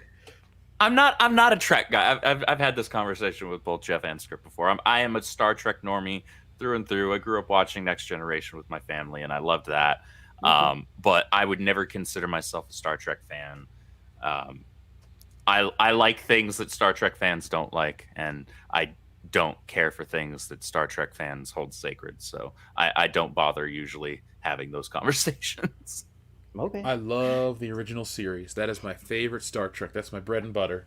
Oh, yeah. I can watch... Honestly, a good afternoon for me would be like an episode of Star Trek, 2 episodes of The Twilight Zone. We'll take a little break with an Outer Limits, and then let's do some more Star Trek, and let's do some more Twilight Zone. Like, I won't get bored of that, ever. But, well, there's so much other Star Trek that... I don't know. Is the original one still the most widely recognized, or do you think the Next Generation and the other offshoots are just, I think it's kind of neck and neck between the original series and Next Gen. However, Deep Space Nine has been getting a lot more love recently because it's more serialized Star Trek, and people are digging it. And also, Avery Brooks was a fantastic Captain Sisko, and a very different type of captain. A captain that was a father who loved his son, and was just trying to make do with a lousy situation and a lousy assignment, and he made the best of it. And you got to appreciate that. He was cool. I've seen stuff with him, and because my buddy Joel's a huge Star Trek fan, he's like, you got to watch an episode, you got to check this one out, you got to check that one out. So I give it time. I just am not, well versed enough to tell you about it like I am with Captain Kirk and the rest of that crew. Jack White, thank you very much for your generous super chat. Jack says, Jeff, Wolf, did either of you check out the first episode of the new Rurouni Kenshin anime, and did you guys see the story about BlackRock being threatened by Congress with an antitrust? I can't say I saw the Rurouni Kenshin stuff, but I did hear about BlackRock wanting to pull back the phrase ESG because a lot of people are turned off to it, or at least know what it is now, and it's not helping them. They want to rebrand. Yeah, it'll probably just be the same shit, but a different name is all they'll do. That's how these people operate. As far as the Rurouni Kenshin anime, no, I forgot that it was a thing. However, I did add it to my Crunchyroll list earlier this morning because one of my friends on Twitter like posted about it. I was like, oh, that's right, that's a thing. And so I added it to my Crunchyroll list. So it'll sit there probably for a few months, and then I'll get to it. They've only got one episode there so far, so I don't. One, have the time. Two, have the patience to like just watch a single episode. And in the event that it's really good, I don't want to wait for the next one. So I'll let it build up a little bit and let a handful of episodes be there. Yeah, I like to watch stuff with, I don't know, at least 3 episodes because I don't need to do the whole thing in one hit, but I want something to work with. I just don't have time for that. Like, who does have time for 20 episodes in a row? I wish I did. My God, I wish I did. Nice. I think when I get everything set up, I might commit and watch the entire Back to the Future animated series. Just try to get through it as quick as possible. Because I haven't watched it since it aired, on CBS 30 years ago? Wow. Yeah. I love Back to the Future, though. Mm-hmm. Now, Jack White says, thank you again, Jack. Cameron Pasha said it best. You can't have a company be successful if you have a bunch of Maoists running it. Yeah, I would agree with that. Fair? Yep. Modalicious says, seriously, where are the Star Wars games? Not one? What are you talking about? Jedi Survivor and Jedi Fallen Order both kicked ass. Yeah. Do you think that new one that they announced, the open world one, is going to do well? Mm. Wait, is that the open world one that has the smuggler smuggler? one. Yeah. It looks like Jedi Survivor, but with a smuggler. Yeah, female Han Solo. Yeah, I mean, it even has like a creature that hops on the guy's back. It looks like just a reskin. Yeah, you like know, everyone's... the critter looks cute. The world, I mean, all we saw was just pre-rendered cutscenes, so we don't know squat about the game. I can see there being a probably fairly decent audience for that type of game, like an open world, open galaxy type smuggling focused set in the Star Wars universe game. The smugglers aren't like that's not my bag. I mean, I'm in Star Wars for the Jedi and Sith. Like the other stuff is backdrop for me. Mm-hmm. I want the Jedi and Sith. So like if the game gets just legitimately good reviews from people that I trust in terms of like its story, its gameplay mechanics, things like that, I'm sure it's something I'd be willing to check out, but it's not something I'm like, I need that right now. I am the smuggler fan, but I would buy that game if it was Han Solo and Chewbacca. That, like, I know people think, oh, it wouldn't sell, it's not good enough. I would still rather play as Han Solo and Chewbacca doing that same shit. I don't want to play as this new character. It's not because she's a woman. I just don't have any attachment. When I play Star Wars, for me, it's to relive the shit I saw on screen. Like when I play my what is this game called on my computer? Star Wars Empire at War. I absolutely love that game. When I play it, what do? I build my space factions up, and then I call in Han Solo and Luke Skywalker, and they lead I make a ton of X-Wing teams to protect the base, and then I have Han, Luke, and the rest of the squad go out and fight the bad guys. It's just like playing with toys, except digitally. So that's how I operate. But they've always had games from Disney Star Wars. They got in trouble with the Hawaiian government, and that made me laugh. When they got investigated for gambling. The loot boxes, yeah. Mm-hmm. I don't want to get on a platform here, but modern gaming has so many damn problems that I only play a handful of them now because of it. GTA ruined a lot of stuff, GTA 5 that is, and incomplete games ruined the rest. The only thing I get enjoyment out of right now is GoldenEye and the new Zelda game. So, come on, gaming, do something better. Now, up next was it Snormamu? Snormu, I'm sorry. Longtime listener of the channel, and I still yet to get your name right 100%. Don't take that as a sign of disrespect. It's just late here. Remember No how wrong, Gina maybe? got fired from fans and went to the Star Wars channel that left thousands of comments and ratioed the High Republic promo video?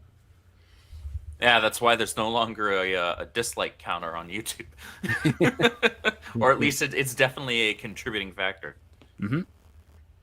That was so. I mean, people were pissed, and rightly so. She, after, like you said, after that first episode, people really got on board with her, and her action figure still commands a decent premium in terms of, like on the resale secondary market, people still pay that $40 for her, which is cool. I liked Cara Dune. I wouldn't pay $40 for her, but you know, I also wouldn't laugh at somebody who did.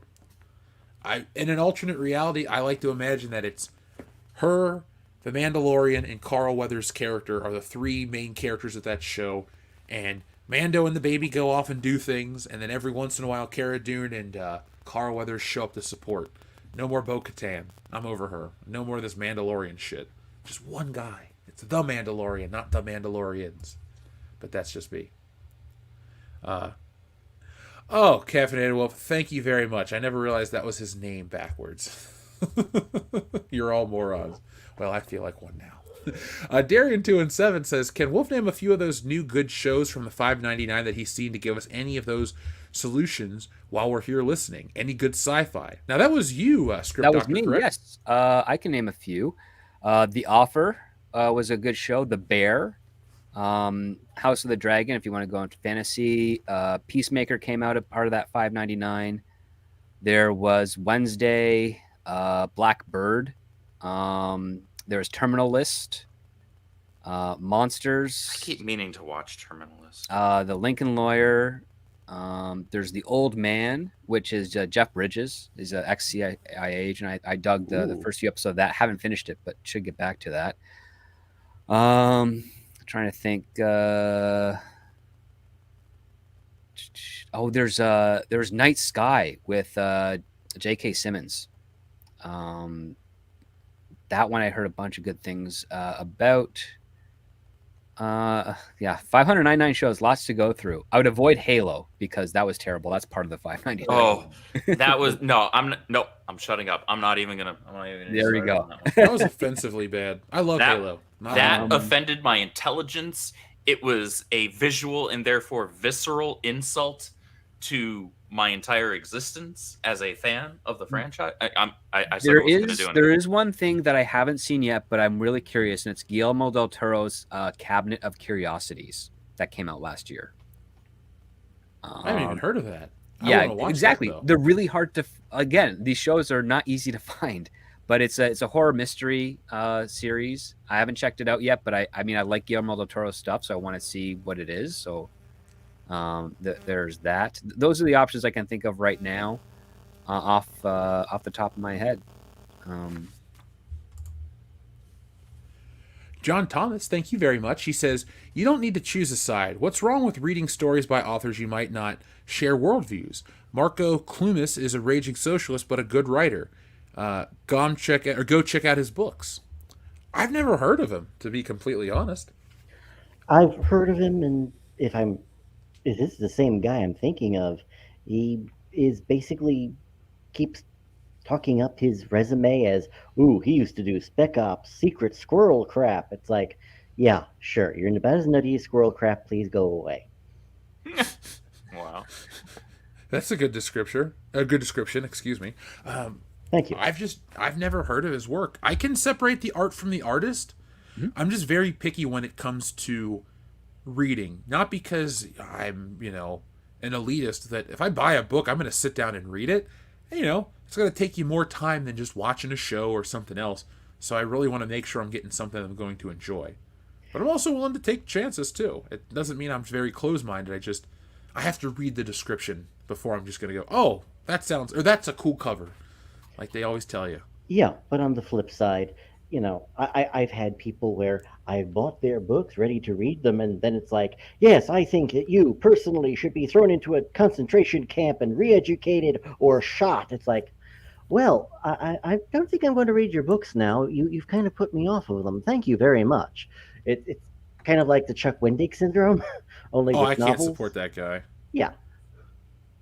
I mean, I'm not going to eat a shit-covered boot, Chuck. That's the thing. I'm not going Mhm. to eat a shit-covered boot. Yeah, but even if he was a good writer, it would kind of be hard for me to be reading his stuff if, yes, you personally should die. And, I've had people attack me personally and put hits out on me. It's like, it's disorienting. Thank you very much, John Thomas.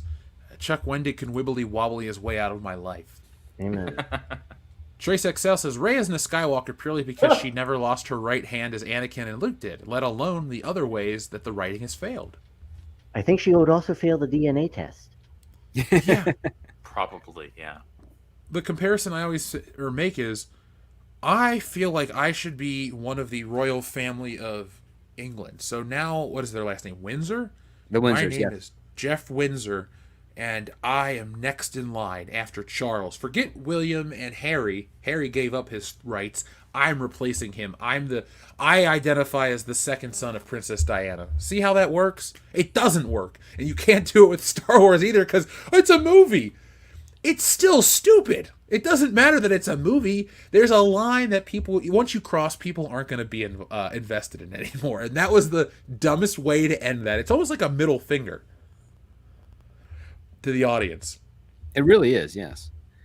Because it's not like Luke actually expressed love and adopted her and said, "You are now, a Skywalker." It's like, nope, she just took the name. Took the name, the family ranch, a few other things. Trace XL, thank you very much. Jack White says, Jeff, I sent you an email with links to a bunch of first episodes of anime series, Yu Yu Hakusho being one of them. Well, dude, I own the Blu-ray set. It was either you or a listener named Wheezy Bird that sent me that series. So I own Yu Yu Hakusho. And I've watched some Yu Yu Hakusho, and I quite enjoy it. I couldn't tell you everything I watched off the top of my head, because I wasn't always sober watching it at night, but I did have fun with it. And I'm going to finish what I have on disc. And if I don't have everything on disc, then I'll go back and finish it from the website and the link you sent. I appreciate that. But that was a fun one.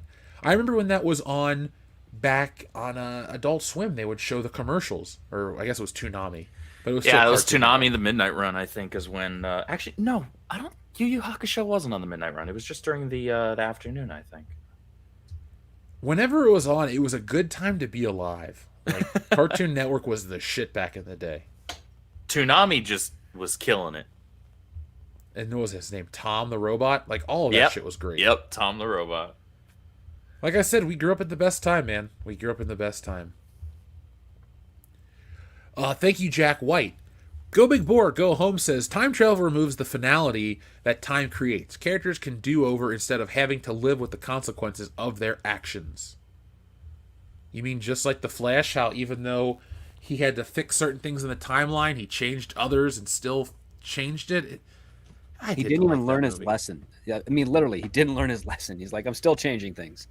And here's the other part, too. The premise is set up as a mystery. Oh, my father's wrongfully accused of murder. I should find who the real murderer is. So I'm going to go back in time. And instead of just watching to see who breaks into the house, I'm just going to move a can of soup.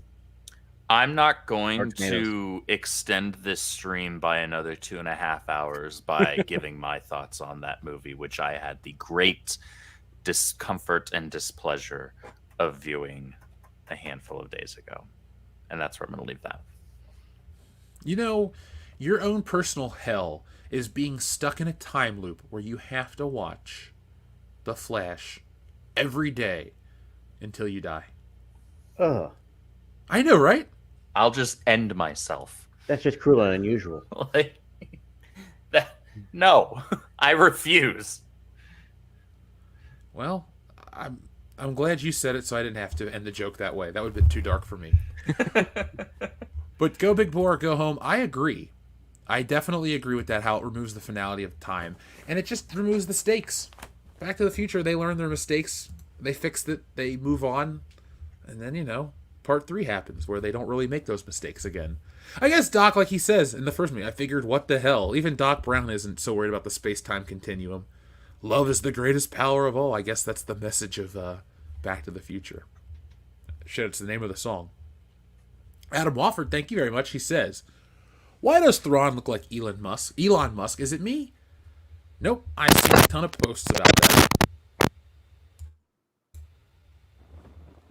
Was that feedback from me, or was that just in my head? That was not from you, no. I don't know where that was from. Okay, I wasn't the only one that heard it. Thanks.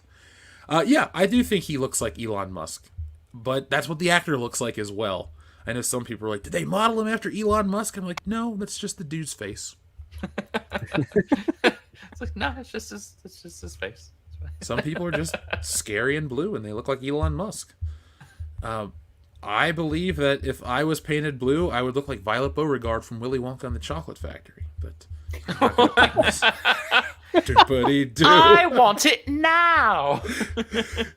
Oh, dude, have you seen the images of Hugh Grant as an Oompa Loompa in the new Willy Wonka? It's the only funny thing about that trailer. Oh, it's a trailer. I just saw the image that popped up. Timothy Chalamet is totally miscast. Yeah, I was never going to go see that movie in the first place. I know it's, how can you judge it? Because you don't need another Willy Wonka movie. Johnny Depp taught us that many years ago. Yeah, I'm just not going to watch it. Willy Wonka is a very sacred movie for me. Some people are like, oh, The Wizard of Oz, this and that. Willy Wonka, that's mine. TLJ Screwjob says, don't forget the $2 billion for both Disney Park Star Wars lands and the Galactic Star Cruiser, which probably is being rebranded. You think they can rebrand the Galactic Star Cruiser, or do you think they'll just have to tear it down? I think it'd be to their best interest to take any Star Wars stuff inside of it and sell it on a black market and then turn that into storage or turn it into something else.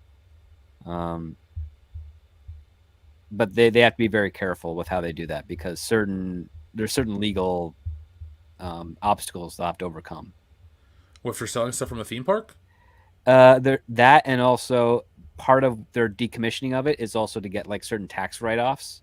And if they try to revive it, they'll end up having to either return the tax write-offs, or who knows what other legal actions will happen as a result of it.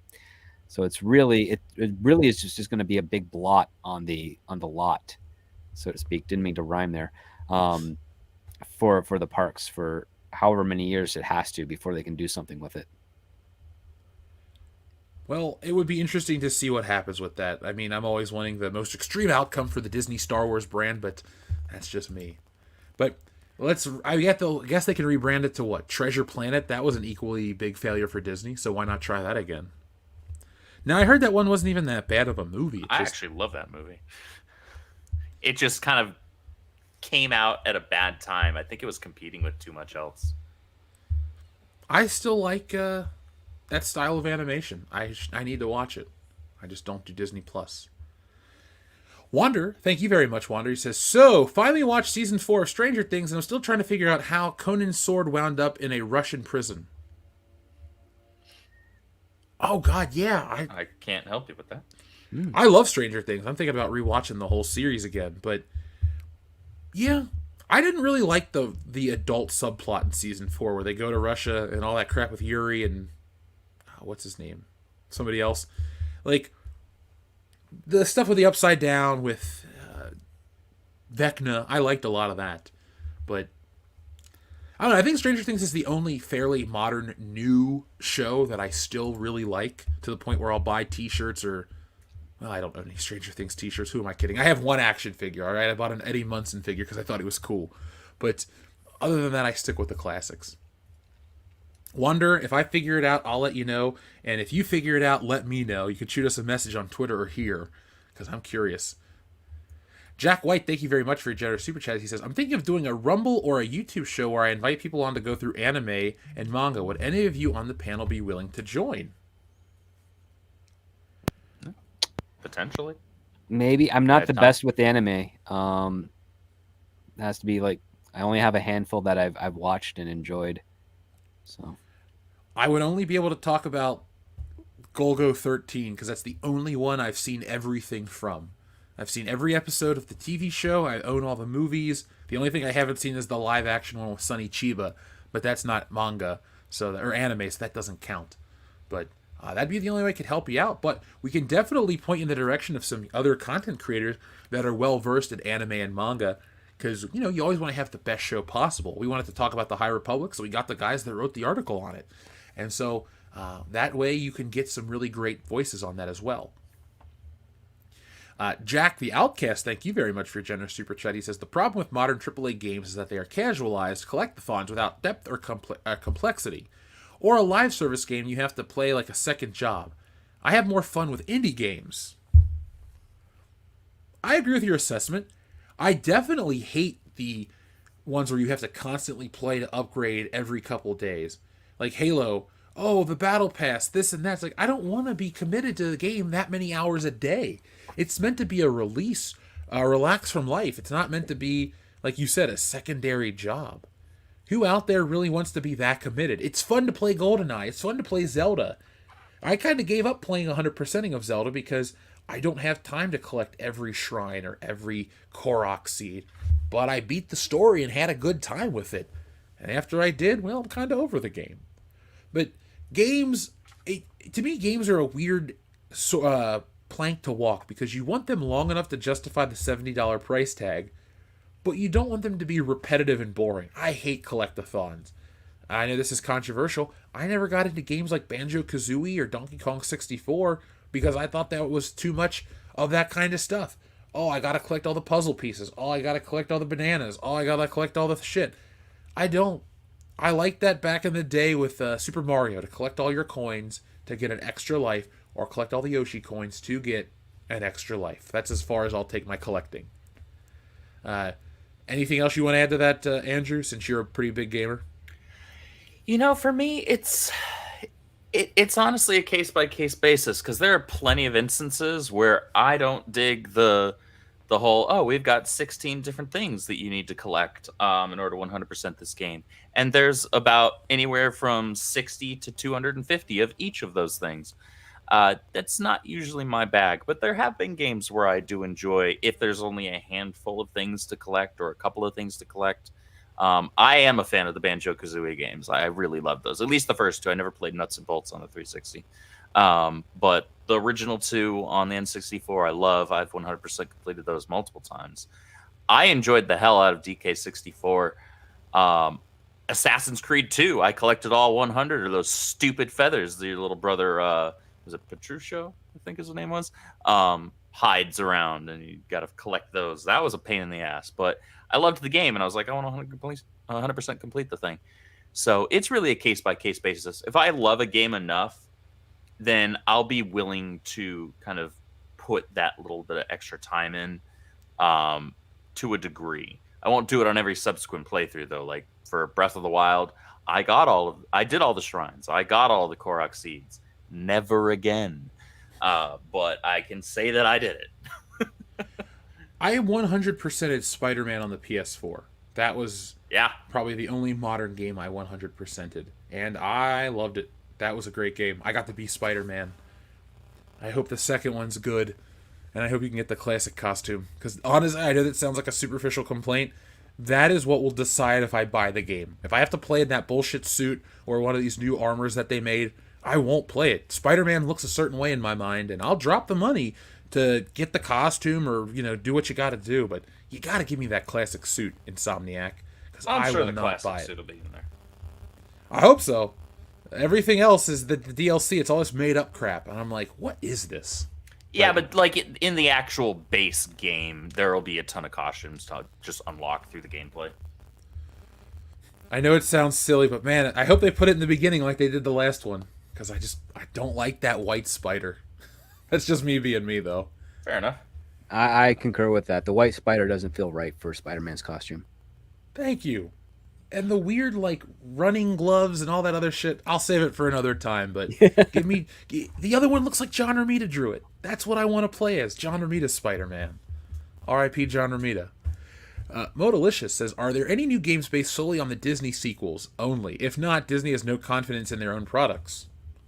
There is not. There are not any games based on the Disney sequel films.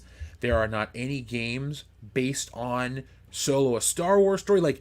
Even back in the prequel era, you had Episode 1 had multiple games. Episode 2 had a few games, I believe, on handheld. There was an official Attack of the Clones. And then the Revenge of the Sith game was a big deal. That had the alternate ending where you could lose and the Empire would never be formed. And so there was a lot of cool shit with that. That being said, they have not made a... Well, they did Lego Star Wars. Do you count Lego Star Wars? If not, then they never made it. But if you do, then those are there. And with the Jedi Fallen Order, they did have a cameo by Forrest Whitaker, but that's about the closest I've seen. Good old Saul Guerrero. Yep. Jack White, thank you very much. Yu Yu Hakusho is just one of them. Reign of the 7 Spellblades. Malevolent, Spirits, Manga, Monogatari are another couple of series. Well, thank you. I am going to sit down and try to look at some of that stuff maybe when I have lunch. I've given up on Secret Invasion because, well, Secret Invasion sucked, and I'm not, going to apologize about not liking that one.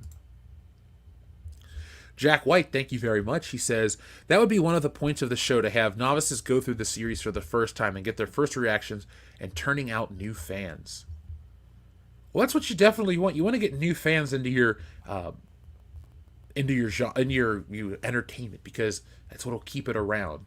I know the pool has to grow for it to truly become universal, but luckily with anime and manga, I mean, we're at the point now where the people that have grown up with that are adults. We technically grew up with it. It just wasn't as... I mean, it was big, but it was prohibitively expensive, and there wasn't streaming. So you had to catch it on TV, or maybe, trade a tape or borrow a tape. But when these DVDs were $25 for 1 or 2 episodes, that was kind of pricey. Some of them were $30 or $40. Like Lupin the Third wasn't cheap. I had a job at a fast food restaurant, and when I got paid, I would go buy one of those DVDs. I wanted to collect them all, but I just couldn't afford to. I went off to college, and school was a little more important than Lupin the Third DVDs. Yeah, and textbooks are $150. TLJ Screwjob, would you mind telling me what your message was? I'll try to pull up the window again real quick. I apologize for missing that. The YouTube and StreamYards does not want to do that well. So let's see where that is, if I can pull it up. Let's see, Jack White. Yeah, would you mind just resending it? I will gladly read it again. You don't have to send any kind of special message. I just want to be able to see that. I'm sorry. So while we're waiting for that one to pull up, is there anything else you guys want to say before we put this baby to bed? No, I think we had an awesome conversation so far. Yeah. It was a lot of fun, guys. Thanks for joining us as always, Script. Love having you on the channel.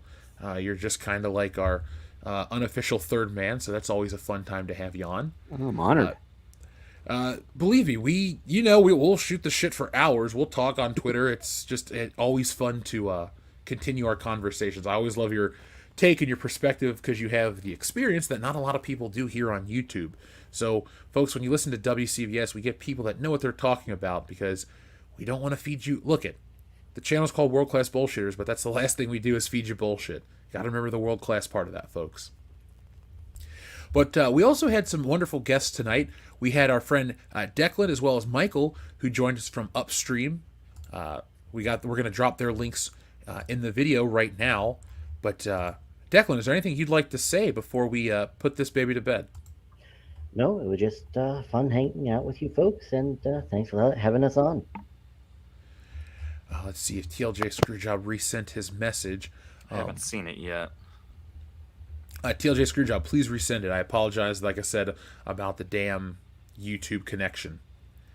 Now, there folks, it is. He just said it. Oh, here we go. In the member chat, I asked you to pitch Terminegro script to ScriptDoctor.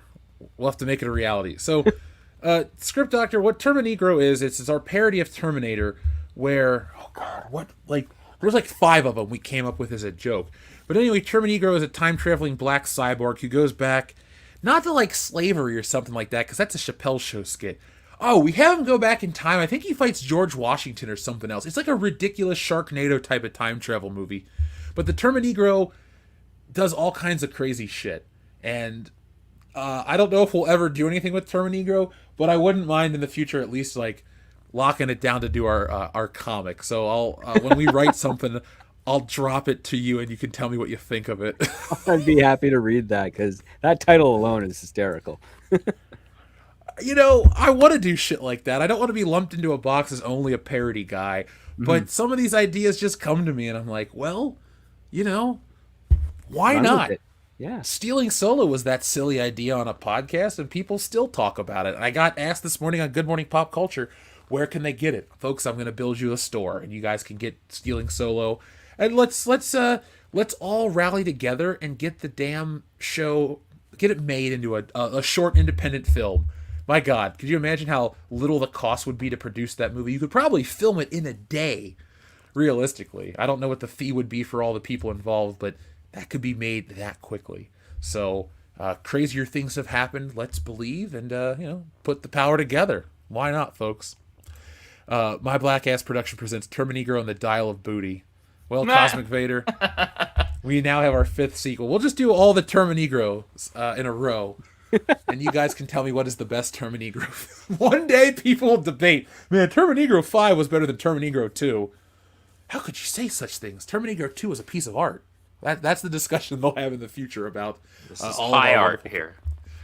That was the name. It's Terminegro MLK Day. I think he goes back in time to try to stop the assassination of Martin Luther King or something.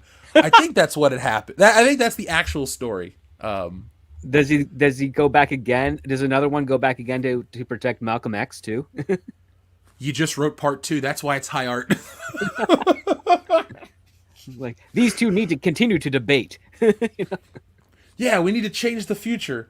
The only problem I would have with ever doing stuff like that is we'd probably get lumped into the political nature of it, and we're just like, look, it's meant to be a joke. We're not here to advocate for X, Y, and Z. So, just stay tuned, folks. WCBS, Jeff Hicks, everything involved with the channel. We're growing. We're doing stuff. We're getting to 200,000. That's the thing I'll say, folks. Check out our videos tomorrow. We'll have some new content drop tomorrow. I'll be back with Good Morning Pop Culture at 9 a.m. And then you can join us on Thursday night for the WCBS show, episode 366, where we'll discuss wonderful things that I don't know about yet because I haven't written the show. So I want to thank everyone for joining us tonight. We had another great audience turnout. We keep on getting more people watching, Andrew. I wonder why that is. Well, Maybe more and more people are realizing that this is the best Tuesday night show on YouTube. yes, folks, accept no substitutes, just like they said on the GoldenEye poster. So until then, folks, be smart, be safe, be cool, but always be excellent to each other. And now we get to send you off with a cool button. .com. Yeah, .com. Oh yeah, here's a good button. Who's that Pokemon?